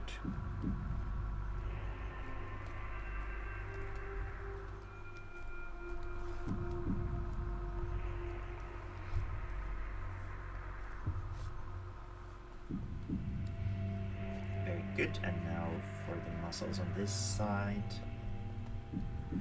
I think I sort of like the white, using the white as like a highlighter. Seems to work just fine.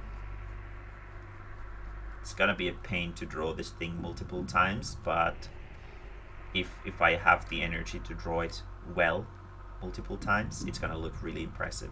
So it's gonna make the next chapter look really good. So I'll just grit my teeth and hope that it goes well. Hope that I have the energy to do it. Do my best. And whatchamacall it.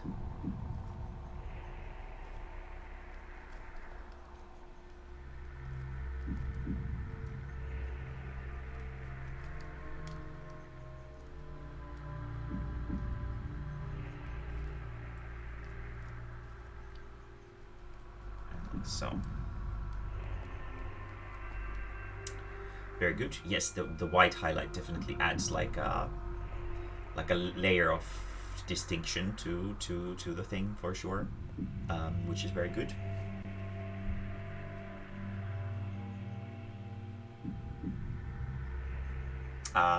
Oh, you mean Shigu the monster? Well, right now, as the design is very sort of simplistic, it doesn't really look super scary yet. It looks more a little bit along the lines of like silly or funny. Just like having this big nose coming after you isn't that spooky. So if the design idea is to make it look scary, you're gonna have to study anatomy a little bit more and make it have like a more sort of creepy, unpleasant looking body through your understanding of anatomy. But if you sort of want it to look funny, then I think it's all right.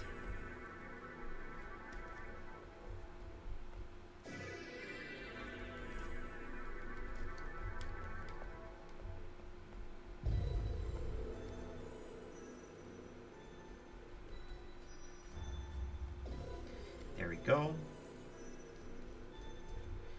And there we go.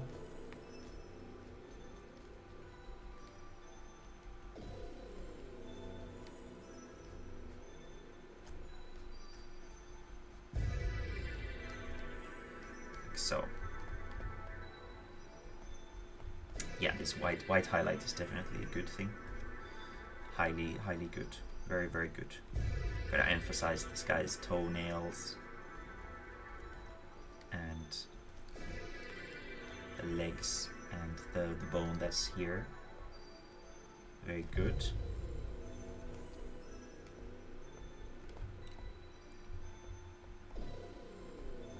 And over here as well, same treatment. I think like a 2-layered shading to it is a very sort of impressive look for it, which is very good. just worries me a little bit if I'll have the energy to sort of keep it consistent throughout the comic. Then we're gonna give it a shadow. Like this. And we're gonna make it pitch black. Toop. There we go. Oh, did my... Yes, it did. God damn it. I need to restart. Plop. And Clip Studio.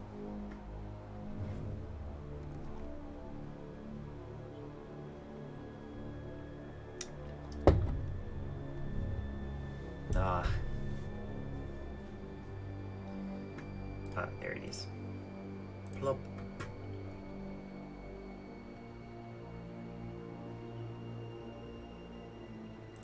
And now we can continue. Very well. There's the shadow, very good. Let's see. Next, I guess we're gonna do some rastering on its sort of this thing. I want there to be some white on its design, and I maybe want this area here to be rastered. The bones on the things that are hanging off of its waist, they would be white, and I think the surrounding area would also be white. So this thing here, these things could maybe be rastered like so, and then we'll give it some highlights to make it feel like it's cloth.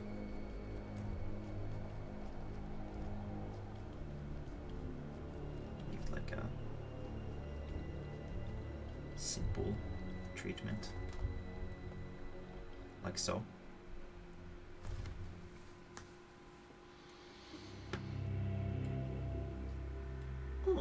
I think it's a pretty alright design. I don't think I want to make it more complex than this, because it is for a comic. So I don't want to sort of draw it like crazy, because I'll just exhaust myself with that shit.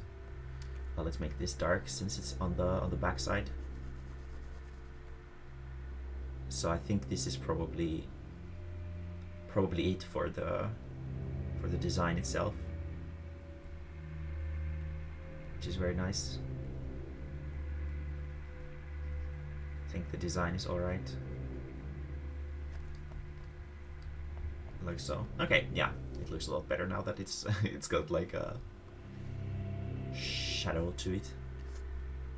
And then just add some shadows into the folds of the clothing to give it like a more emphasized look. Very good. Very good. So something like this. It's sort of in like a forested environment, and it's kind of its thing. Coming as being the scary parts. Normal, flexible body. Yeah. If you want him to have like a scary element to him, then you need to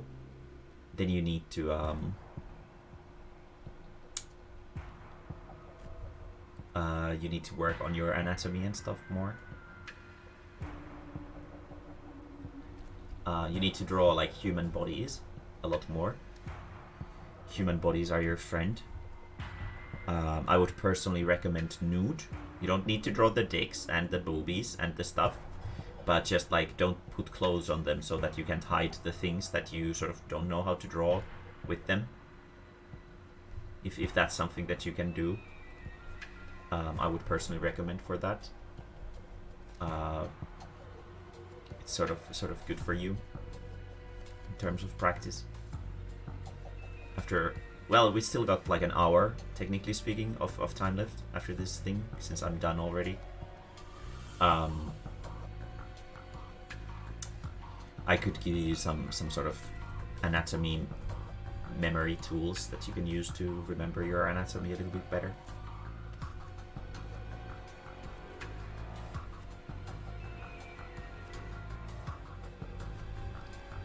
So that might help.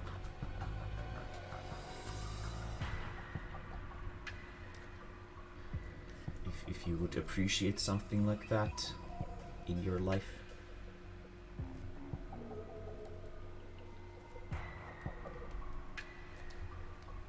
Very good. There it is. Our monster for the next arc.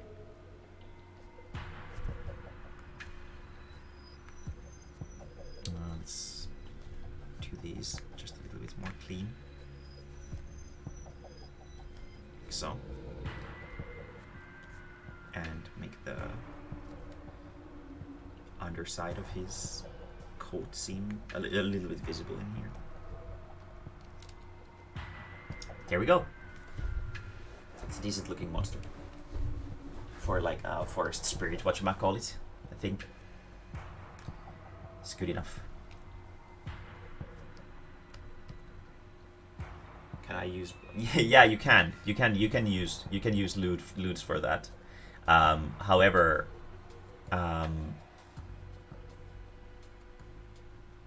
it's really difficult to draw loots. They are demanding, very, very demanding. So don't underestimate it. So sort of you might get a little bit frustrated if you draw loots, because it's really, really demanding. So I would personally just recommend like pin-up poses, like characters sort of just posing in manners that show their entire bodies.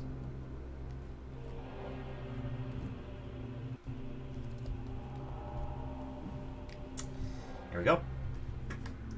Save that. So here is how it is. It's got the telephone cord on its head. It's got this thing on its chest. It's got a bunch of these white things around its neck. It's sort of emancipated. Curious, why exactly is it demanding? When you're drawing lewds, you usually, like, you know, when we talk porn, we usually talk fucking, and like drawing a character who's being like let's put like a big V for victory, like this. Like drawing a character like this is a lot easier than drawing two characters physically extremely close to each other, pressing their bodies against each other in a manner that looks realistic. It requires a lot more sort of anatomy and 3D mindset understanding to press characters very close to each other. So in that sense, it's demanding. It's demanding. It takes some time to get used to that kind of stuff.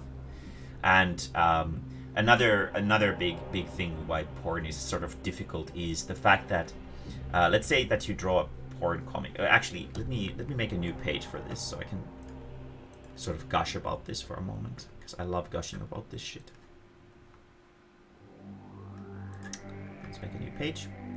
So like let's imagine that we drew like a lewd comic. Like I drew a 7-page long lewd comic last week. Which is kind of funny considering I was on vacation and I drew more than I usually do.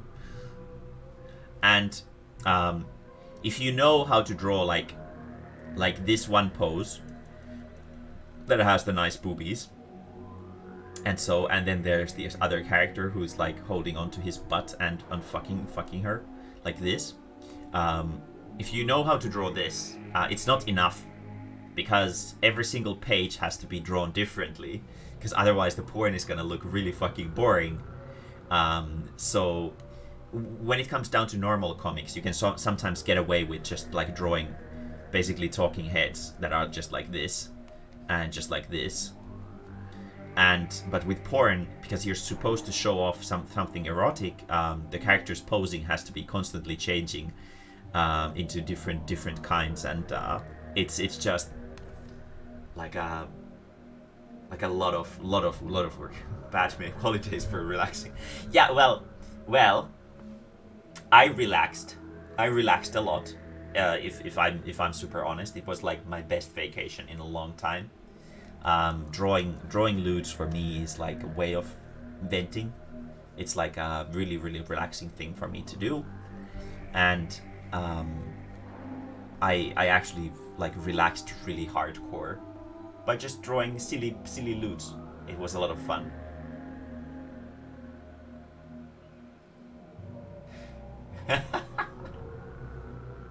I agree, but still somehow disagree. Yeah, I getcha.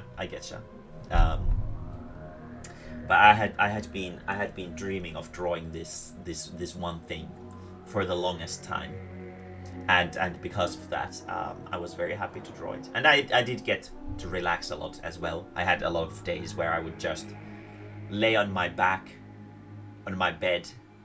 I have like a bunk bed, so let me illustrate this for you guys. So this is my bed.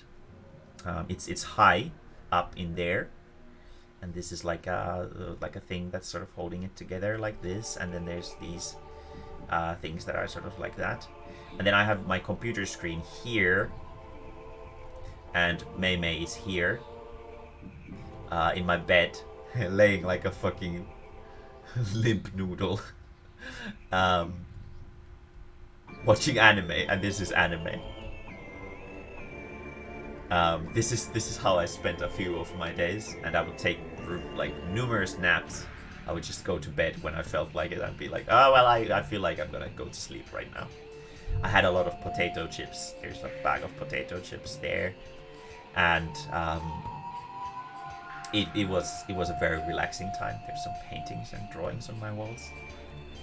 So even though I did do some work, well, sort of, I did it for fun. I had a really good vacation. It's the first vacation that when nothing bad happened during it in a long time. And I think the fact that I could sort of give myself the freedom to draw during my vacation helped my head sort of get out of the headspace of you have to be working, you're wasting your time. I was staying out of social media as well. Discord, whatchamacallit, everything. I just wouldn't check on new messages whatsoever. Except private messages, of course. And it was just a generally really good time. I really enjoyed myself. So even though I did work, I feel like I accomplished something during my vacation, and I think that's like something that I really sort of benefit from.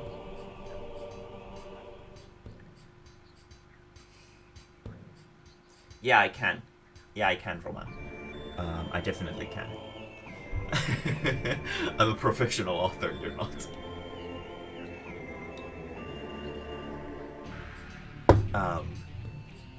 Just because it's your monster doesn't mean that you're the best at drawing it. I'm sure there are people who are like at least technically better at drawing my characters than I am as well. But that doesn't mean that you should stop drawing them and have someone else draw them. Because it is fun when you sort of get so good yourself that you can feel that maybe there isn't anybody who's better at drawing them than I am. Is that a challenge? Yeah, get good, Roman. You can do it. Get so good at drawing that you're better at drawing your own monsters than I am. And the same since I mostly spent my weekends drawing personal art. Yeah, exactly. It was my one chance to sort of draw just for myself my own stupid little comic. And I made it, and it's really pretty, and I'm really proud of it, and I'm just like, I don't regret it one bit.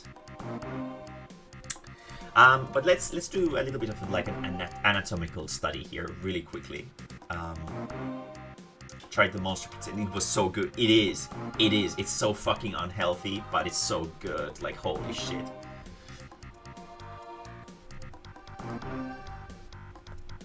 I'm not gonna do you free art, Roman. I'm not that easy. You can commission me to do art for you, but I'm not doing it for free. But we're gonna do some anatomical studies right now,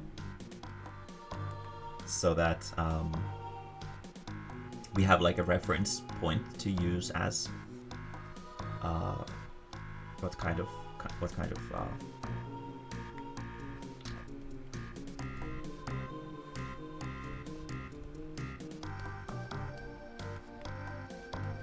like anatomy is sort of important in comics, because in comics anatomy can be a little bit different from like real stuff. So yeah. Yeah, don't try me, Roman. It's not gonna go through. I'm gonna use Miyuki, who is one of my characters, as an example here, because she's got like a very muscular body, and she's got boobies, which is always nice. And I can draw her very quickly because I've drawn her so much. She's actually my first original character.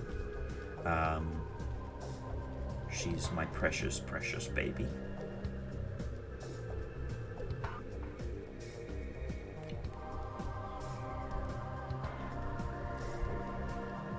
Actually, if her hand is down there, then we can put it a little bit lower here. So. And she's got a very cartoony sort of anatomy. She's quite thick, but she has a thin waist. Doesn't make any sense. But that's completely beside the point, because we're drawing comics here.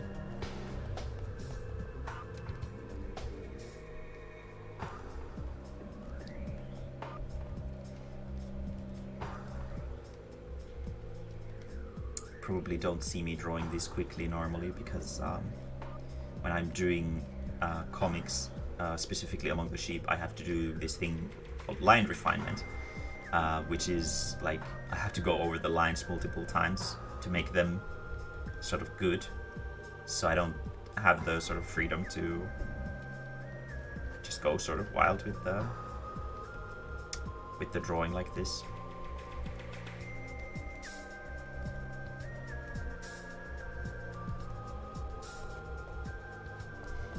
Actually, let's make her hand a little bit more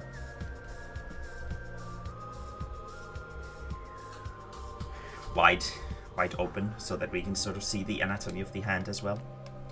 Let's give her a swimsuit, so that we can sort of emphasize the anatomy properly. So she's got a swimsuit on, so that we can't draw. Unfortunately, we can't draw very sort of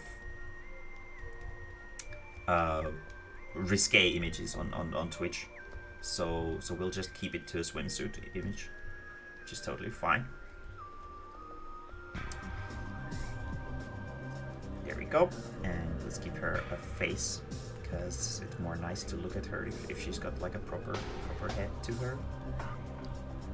Let's move back just a little bit. So.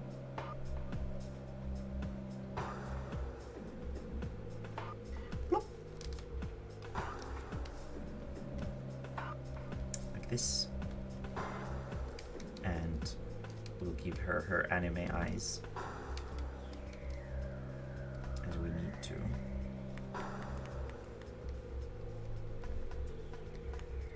She's marveling at the magic of her own hand.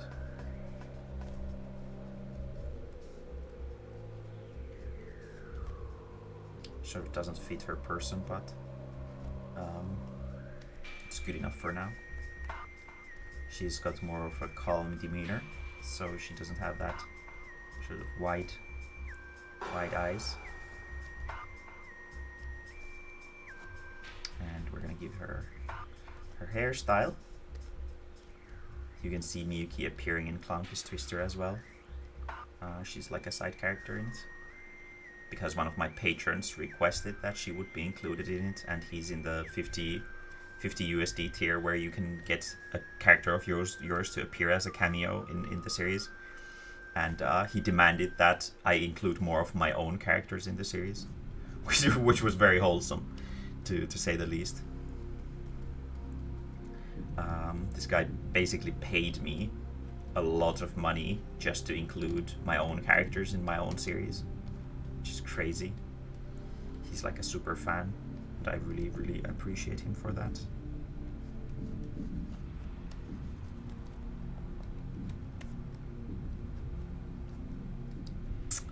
There we go. Now she's got like a simple face. So let's go over the anatomy.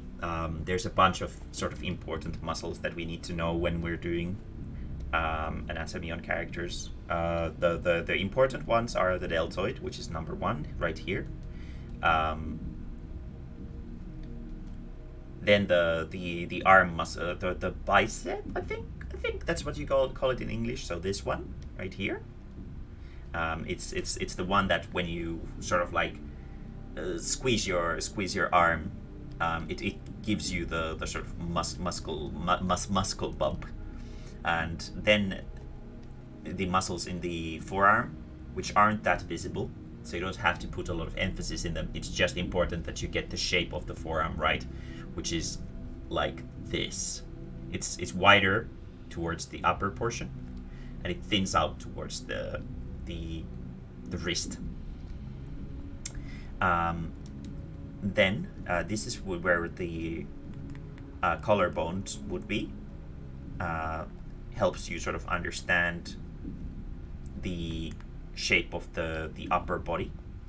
We can put it a little bit more towards the side, because she's not completely in the middle, like that. And let's give her a swimsuit, like a thing. I like to do these sort of things to emphasize the like the direction of the throat, but these are not necessary for the neck. They're not really that important. Same thing here. The hand is a big enemy to a lot of people. Let's do a simple understanding of how the hand works. There's the thumb on this side, which connects to a big muscle, which connects to the center of your hand, like so. And then there's a similar muscle to the pinky finger on this side, like this. And then there's a muscle connecting all the 5 main fingers together in the middle, like there, like so. And over here, the thumb is very big right now. Let's make it a little bit more feminine. There we go. Hand is very big as well. Let's make it a little bit more cutesy, like so. And abdominal muscles go over here and go over here, like so. This is where the sort of thin stomach effect would come into play. The thing with like abs, like stomach muscles, is that 8-packs are actually really rare. They don't really naturally occur, so you have to do steroids to have an 8-pack, which is something that's sort of important to keep in mind. So generally speaking, if you have a very muscular character, they're probably only going to have a 6-pack at most. And an important thing about 6-packs is the fact that these lowest muscles here, they aren't actually the same size as the rest. They sort of disappear into the abdomen, like this, instead of being like this and this. That's not how it works. These as soon as you're at the belly button, you go down here, and this muscle extends down. So if that's 1, 2, this one would be 3, this one would be 4, this one would be 5, the abs would be like number 6, 6, 6, 6, 6, like so.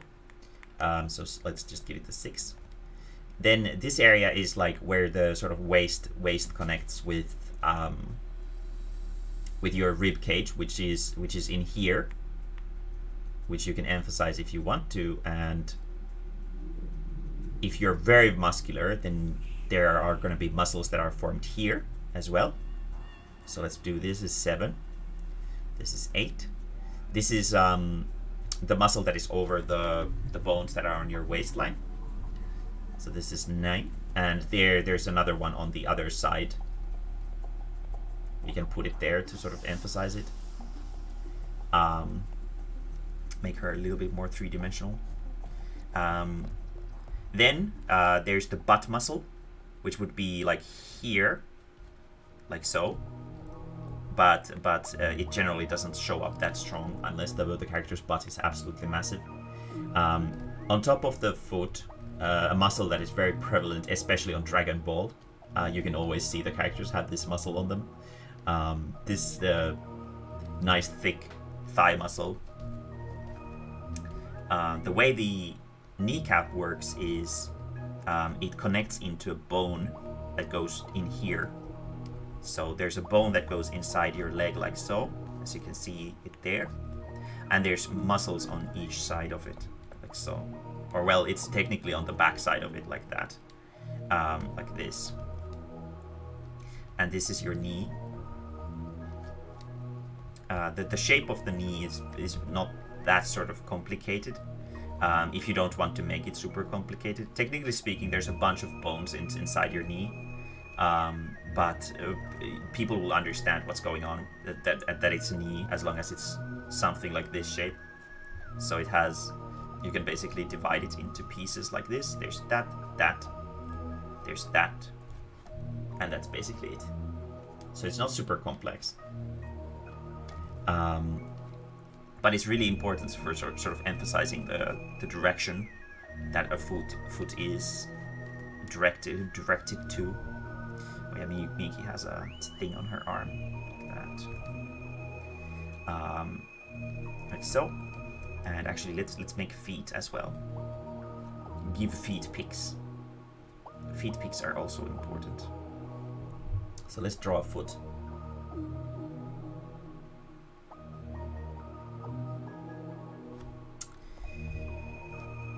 Feet are the bane of a lot of people's existence, just like hands are. Once you get used to them, they're not really that difficult. The way to draw feet that I would personally recommend, there's like a cheating method for them that helps you really understand how to draw feet very easily.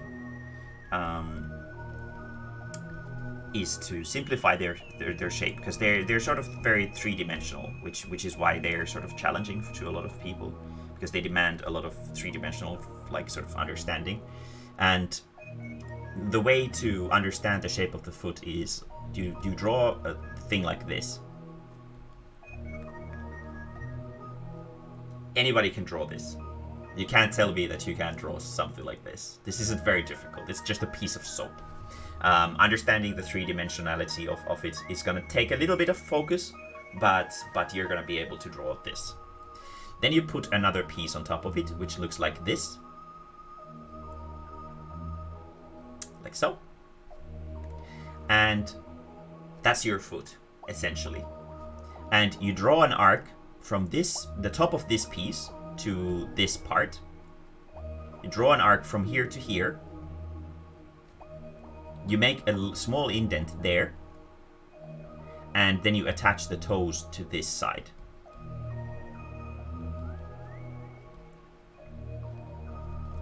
And then you erase the blocky thing that you just drew inside the foot, and you have a foot. And then you just draw the leg attached to it, like so. So drawing feet, there's this very useful sort of cheating method on how to do it. It's not very difficult once you get the hang of it. Um, when you sort of draw comics, you can simplify a lot of things. But when you do manga, you can't simplify the character's anatomy a lot. Generally speaking, the character's anatomy is like semi-realistic, which is like a characteristic feature of manga. So you do have to have some understanding of anatomy and stuff like that to be able to draw manga properly. But these are sort of the really important muscles on a character that you need to keep in mind when you draw manga, because they are the muscles that really show through your skin. If you want to make like a super fucking mega buff character, like a super muscular, like a almost comically muscular character like this,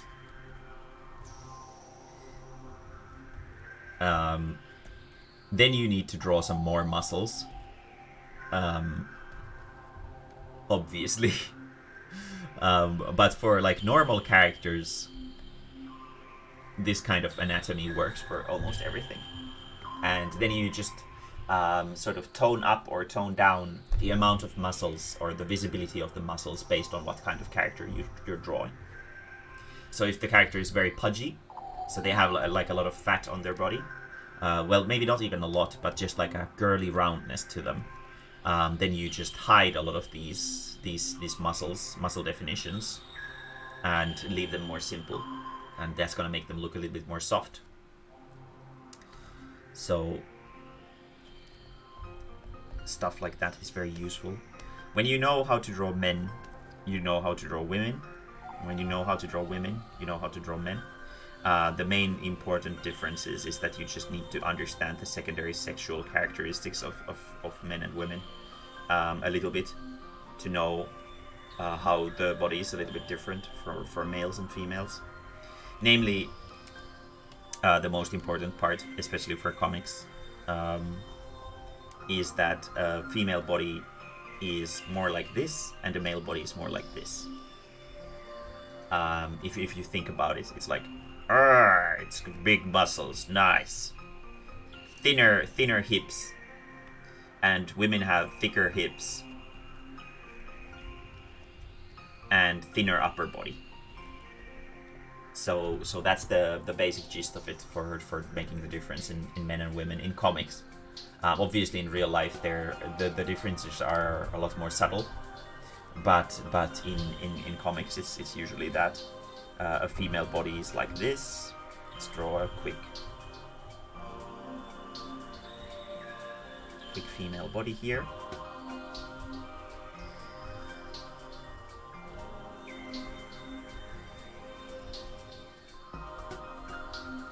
They can sometimes have long legs. Well, actually very often Japanese people really love their long legs.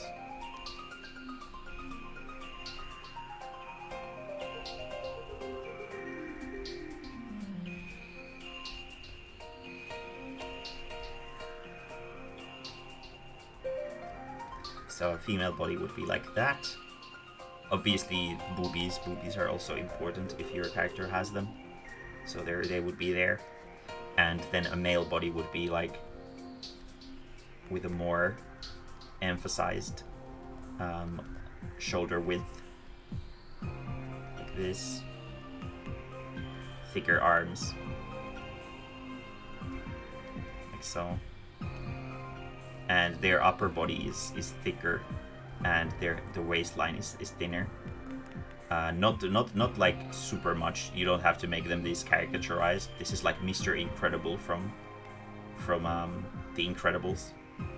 But the gist of it is that the bodies have to be different to sort of caricaturize the anatomy of characters.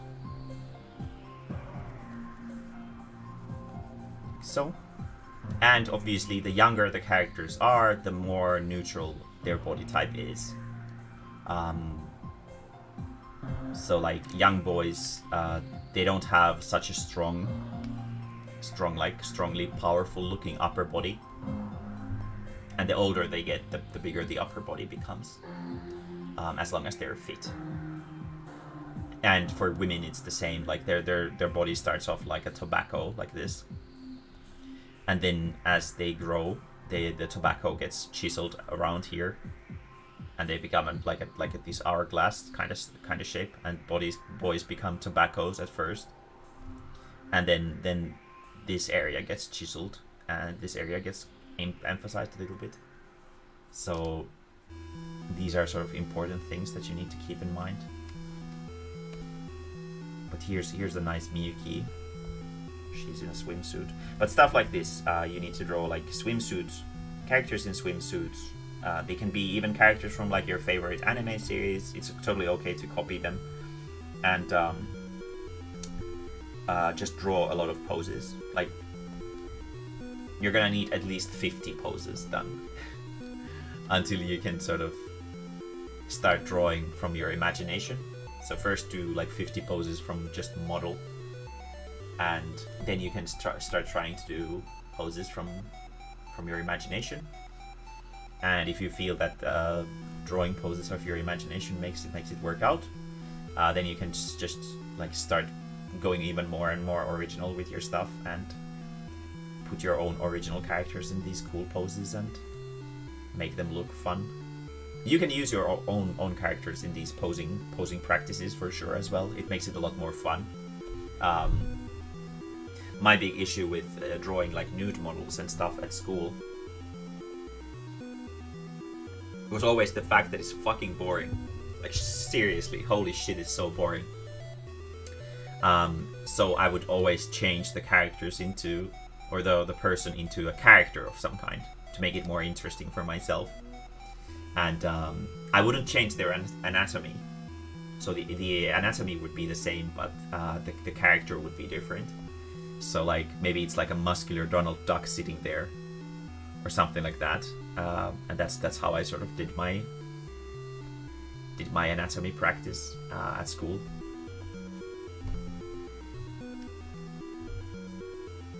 Send more, try drawing something. What do you mean?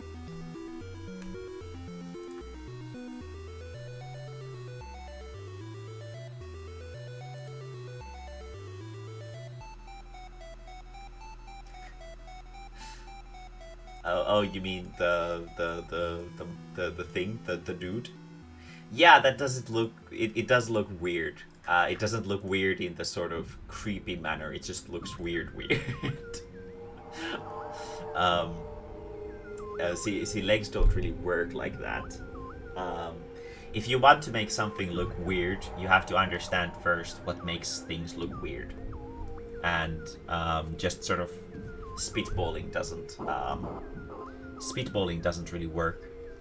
You have to first understand what's normal in order to understand what's weird. That's like the secret to knowing how to draw weird things and unnerving things, is to understand first how to do normal things. Because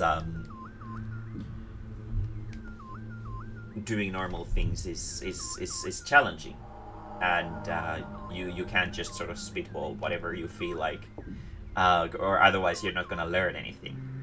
So pick up find some manga maybe that you really like. His body can move in different ways. Yeah, but it doesn't mean that it looks good. Just because it can move in different ways doesn't mean that it looks good. You can't justify like sort of silly looking drawings by lore. That's like a very sort of big beginner mistake that a lot of young artists do, is that they don't, let's say they can't draw both eyes of characters, and they always draw hair that covers this side of their face like this.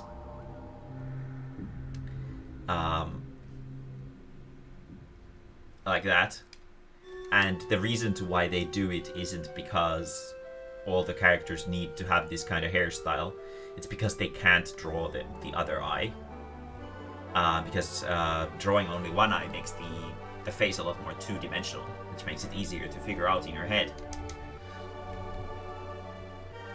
And then they tell you that because because they're space pirates, they all lost one of their eyes. And they're insecure about it, so they hide it. And for some reason, every fucking character is like this. And it doesn't fly. That's not okay. Just because, like, you can't hide your mistakes like that. Nobody's gonna get fooled by that. So, if you want to make a character move in a freaky manner, you have to first understand how to make things move in a natural manner. There's a subtlety to making creepy things. It's like a science. And if you don't understand the science, it's going to look weird. And it's not going to look weird in the good manner. So try to avoid justifying your lack of skill with lore. That's not a good stance to take. So just pick up a manga that you really like and start drawing the poses of the characters.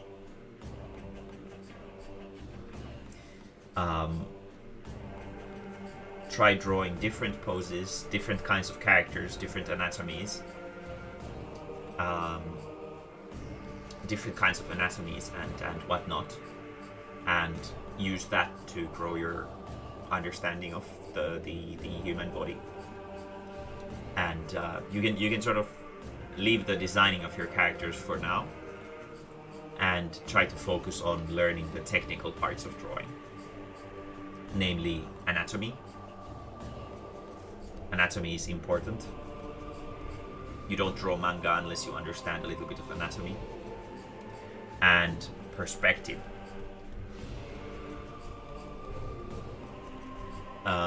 Very important as well. Understanding that, okay, so this leg is behind the character, so it's darker.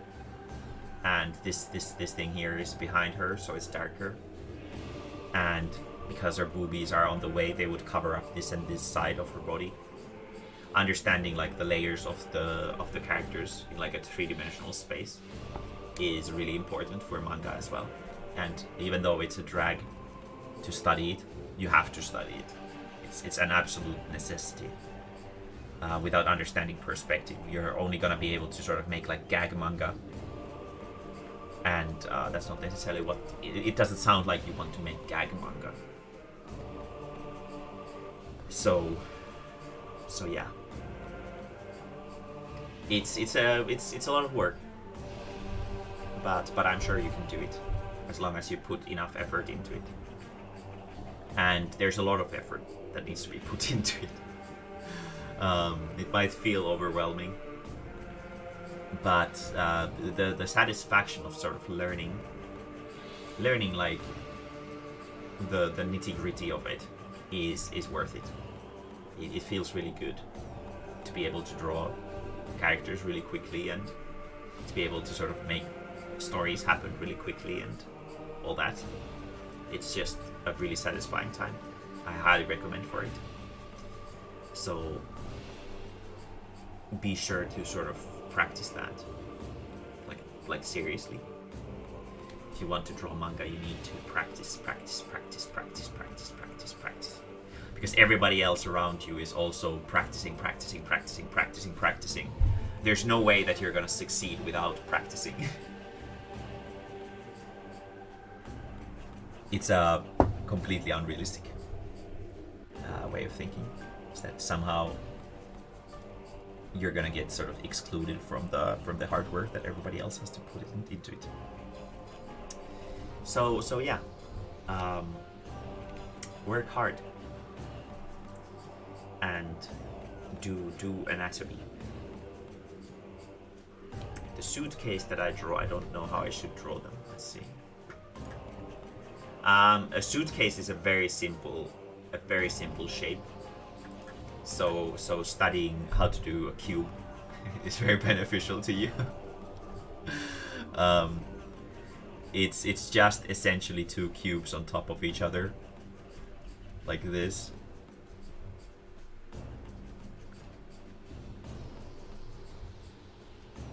And that's basically it. Understanding a cube is like one of the very, very basics of how you should learn to draw. So maybe anatomy might be a little bit rough of a start into it, and maybe you can just focus on drawing cubes in different angles, and after you can draw cubes in different angles, you can start thinking about anatomy as well. The teeth are the difficult part. I don't see how. What's so difficult about the teeth? They're just triangles, aren't they?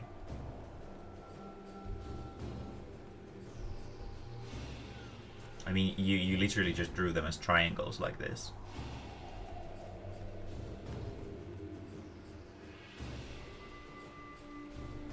It doesn't seem like it's that much work.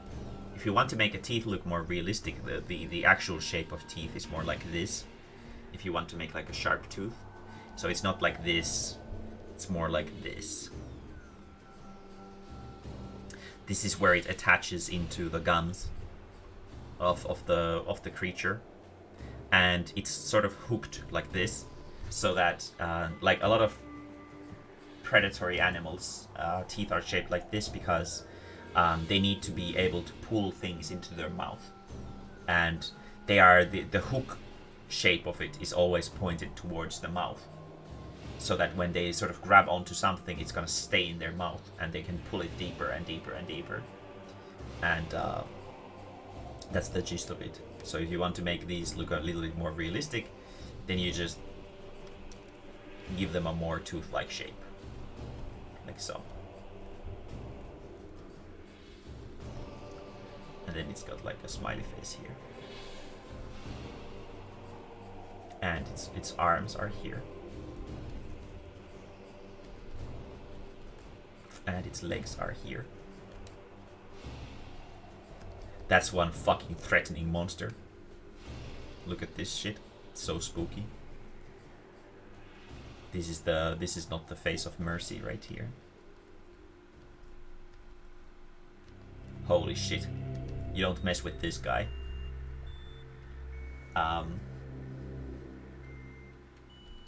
He's a very tough guy. But yeah, when it comes down to sort of practicing drawing, it's a lot, like a lot of people that I've sort of heard always tell me that well, my hands are too jittery and because of that I can't draw. And that's a fucking excuse.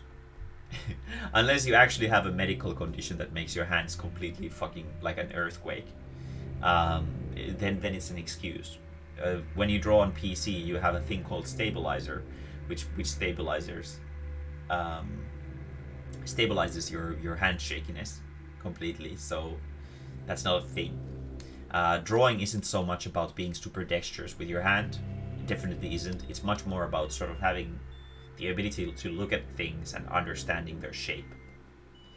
Instead of just being like, okay, it's something like this. It's like this, right?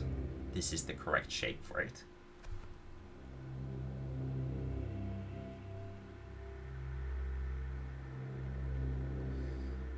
Try to make the teeth are on the box which has the hole holder. What?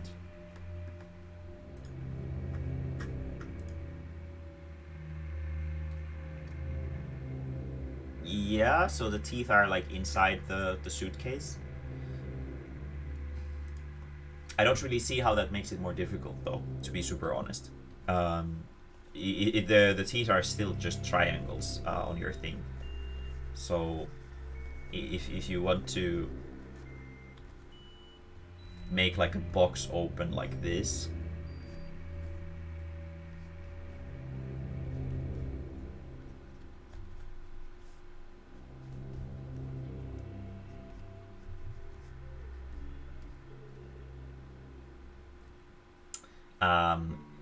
obviously the box wouldn't be completely two-dimensional. It would have a little bit of thickness to it, otherwise it's not going to keep anything safe inside of it. So it would be like this and like this. This would be basically the basic shape of it, like so. And then the teeth would come in out of these, like this space that is in between the things, like this.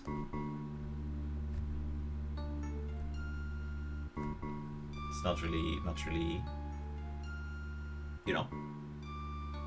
And then maybe there's like holes on in here, so that the other teeth, when it closes its mouth, the teeth on the opposite side sort of slot into the holes on the other side, so that it makes sense that it can close its mouth. Otherwise, it wouldn't be able to close its mouth, because the teeth would slash into its gums.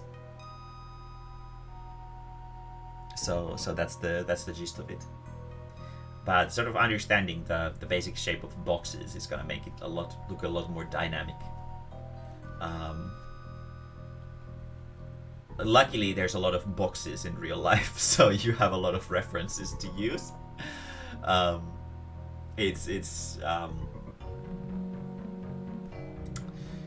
Let's give him his arms again.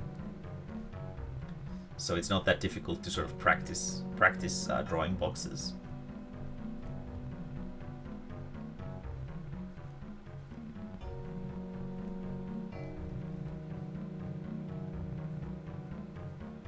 The second box is the hardest part for me.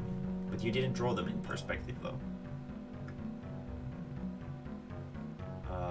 Well, I suppose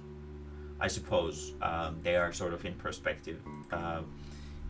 You still have to sort of understand that making it three-dimensional makes it a lot easier to understand the perspective. So your thing is basically like this.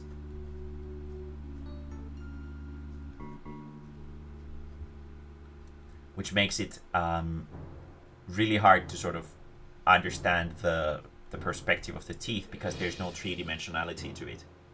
I mean, I just drew them. But if you give it like a more three-dimensional shape, like a thickness to the box, like this, and like this, you know exactly where to place the teeth. Like here, here, here, here, here, here, here, here. So I would personally recommend sort of giving like a thickness to the objects that you're trying to draw. They're going to be, it's going to be helpful for understanding the sort of like the depth of your things, like so. But drawing boxes is something that you need to be good at. Because they're sort of like the basic building block of everything. So getting good at drawing boxes is very important for like basic drawing stuff as well. So understanding. So a lot of people think that this is the way to draw perspective is this, and this is a way of drawing perspective, but it's this is like the easiest sort of box to draw. But like drawing like boxes that are in like super heavy angles, like this, and let's say it would be like a nice box, maybe like from above, sort of like this, and stuff like that is really important for understanding how to do perspective properly. So draw boxes, and you need to practice a lot of boxes. There you go, like so. It's not really anything to feel bad about. It's just that you really need a lot of practice, and right now you don't really practice enough, because I see very few drawings from you. And if you dream of becoming a mangaka, you have to draw a lot. Like I draw 6 pages of comic every week. Yeah, final exams, I get it. You can't do it yet because your final exams are coming. But you can draw cubes. Drawing cubes isn't a lot of time. You could like dedicate 30 minutes. 30 minutes every single day. You can do it at school. You can doodle them in your school books or whatever. It doesn't really matter where you put them. But spend at least 30 minutes every day just drawing cubes in different angles and different poses and whatever. Yeah. And after you're done sort of understanding cubes, you can move on to more complex shapes, like maybe legs. And then you spend 30 minutes every day drawing legs. Just legs by themselves. Just a bunch of legs. Like so. And you just keep drawing them for 30 minutes. And then you move on to the next thing after you're done with that. And then you can sort of upgrade yourself into drawing full bodies. Eventually. It's gonna come there. But first start with cubes. Cubes are your friend. Right here. So don't get too greedy. Because your sort of understanding about the technical side of drawing is very limited at this point still. So you need to practice from the basics and work up from there. So start with cubes. Cubes are your friend. You can draw them funny faces if you want to make them more cute. Who doesn't like a cute cube? Like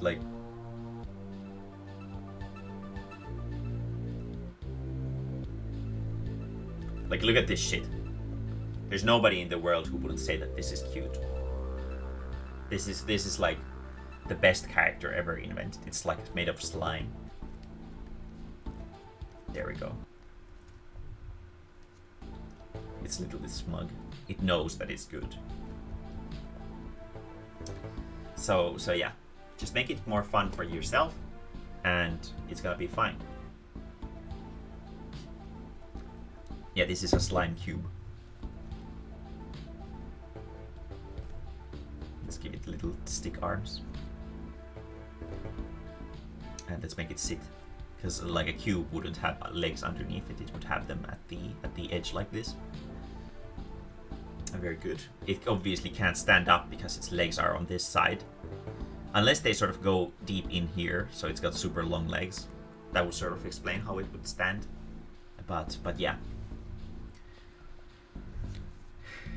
Practicing your sort of three-dimensional understanding is really good for you. It was like a big issue with my own stuff in the past. I had a lot of problems with understanding the three-dimensional things, that I would always sort of draw the characters in the same kind of manner, or specifically in the same, I guess, like the camera would always be at the same height, and the characters would be sort of always in a specific kind of profile, because I didn't know how to draw anything else. and then I got really frustrated with that, and I started practicing more. And now that I got I'm pretty much finished with university, but my university was for 3D modeling, and understanding the 3D models really helped me sort of become better at 3D comprehension. Yeah, that's fine. But yeah, it's just a matter of sort of practice. Let's do a Dragon Quest slime right there.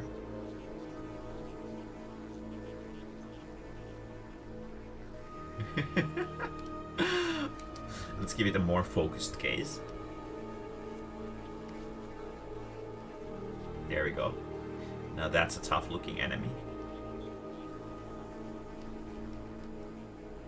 Very nice. And we're gonna give it like a see-through effect. There we go. But yeah, I think I'm actually done for today here. I've got a really boring commission coming, and I really don't want to do it, but I have to. So I'm gonna have to go do that. I want to eat something first, and then get to work on it. And yeah,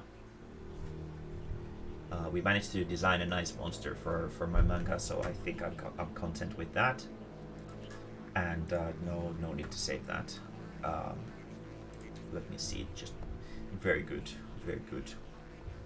I kind of don't like the posing, but otherwise it's really good. Very nice. It's like a good document, design document for a character.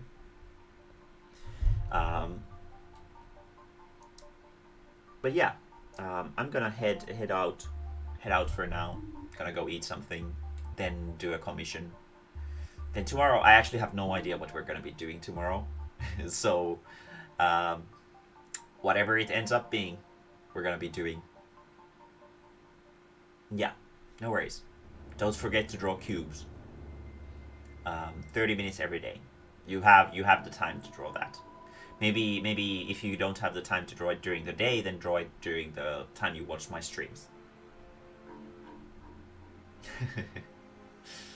I hope you can decide it to be motivation. That's a lot better than depression. Nothing comes in life without effort, but natural talent is not something that you need to obtain nice things. You just need a lot of effort. So work hard, and I'm sure you can do things. Yes, I'll see you guys later. Bye, all.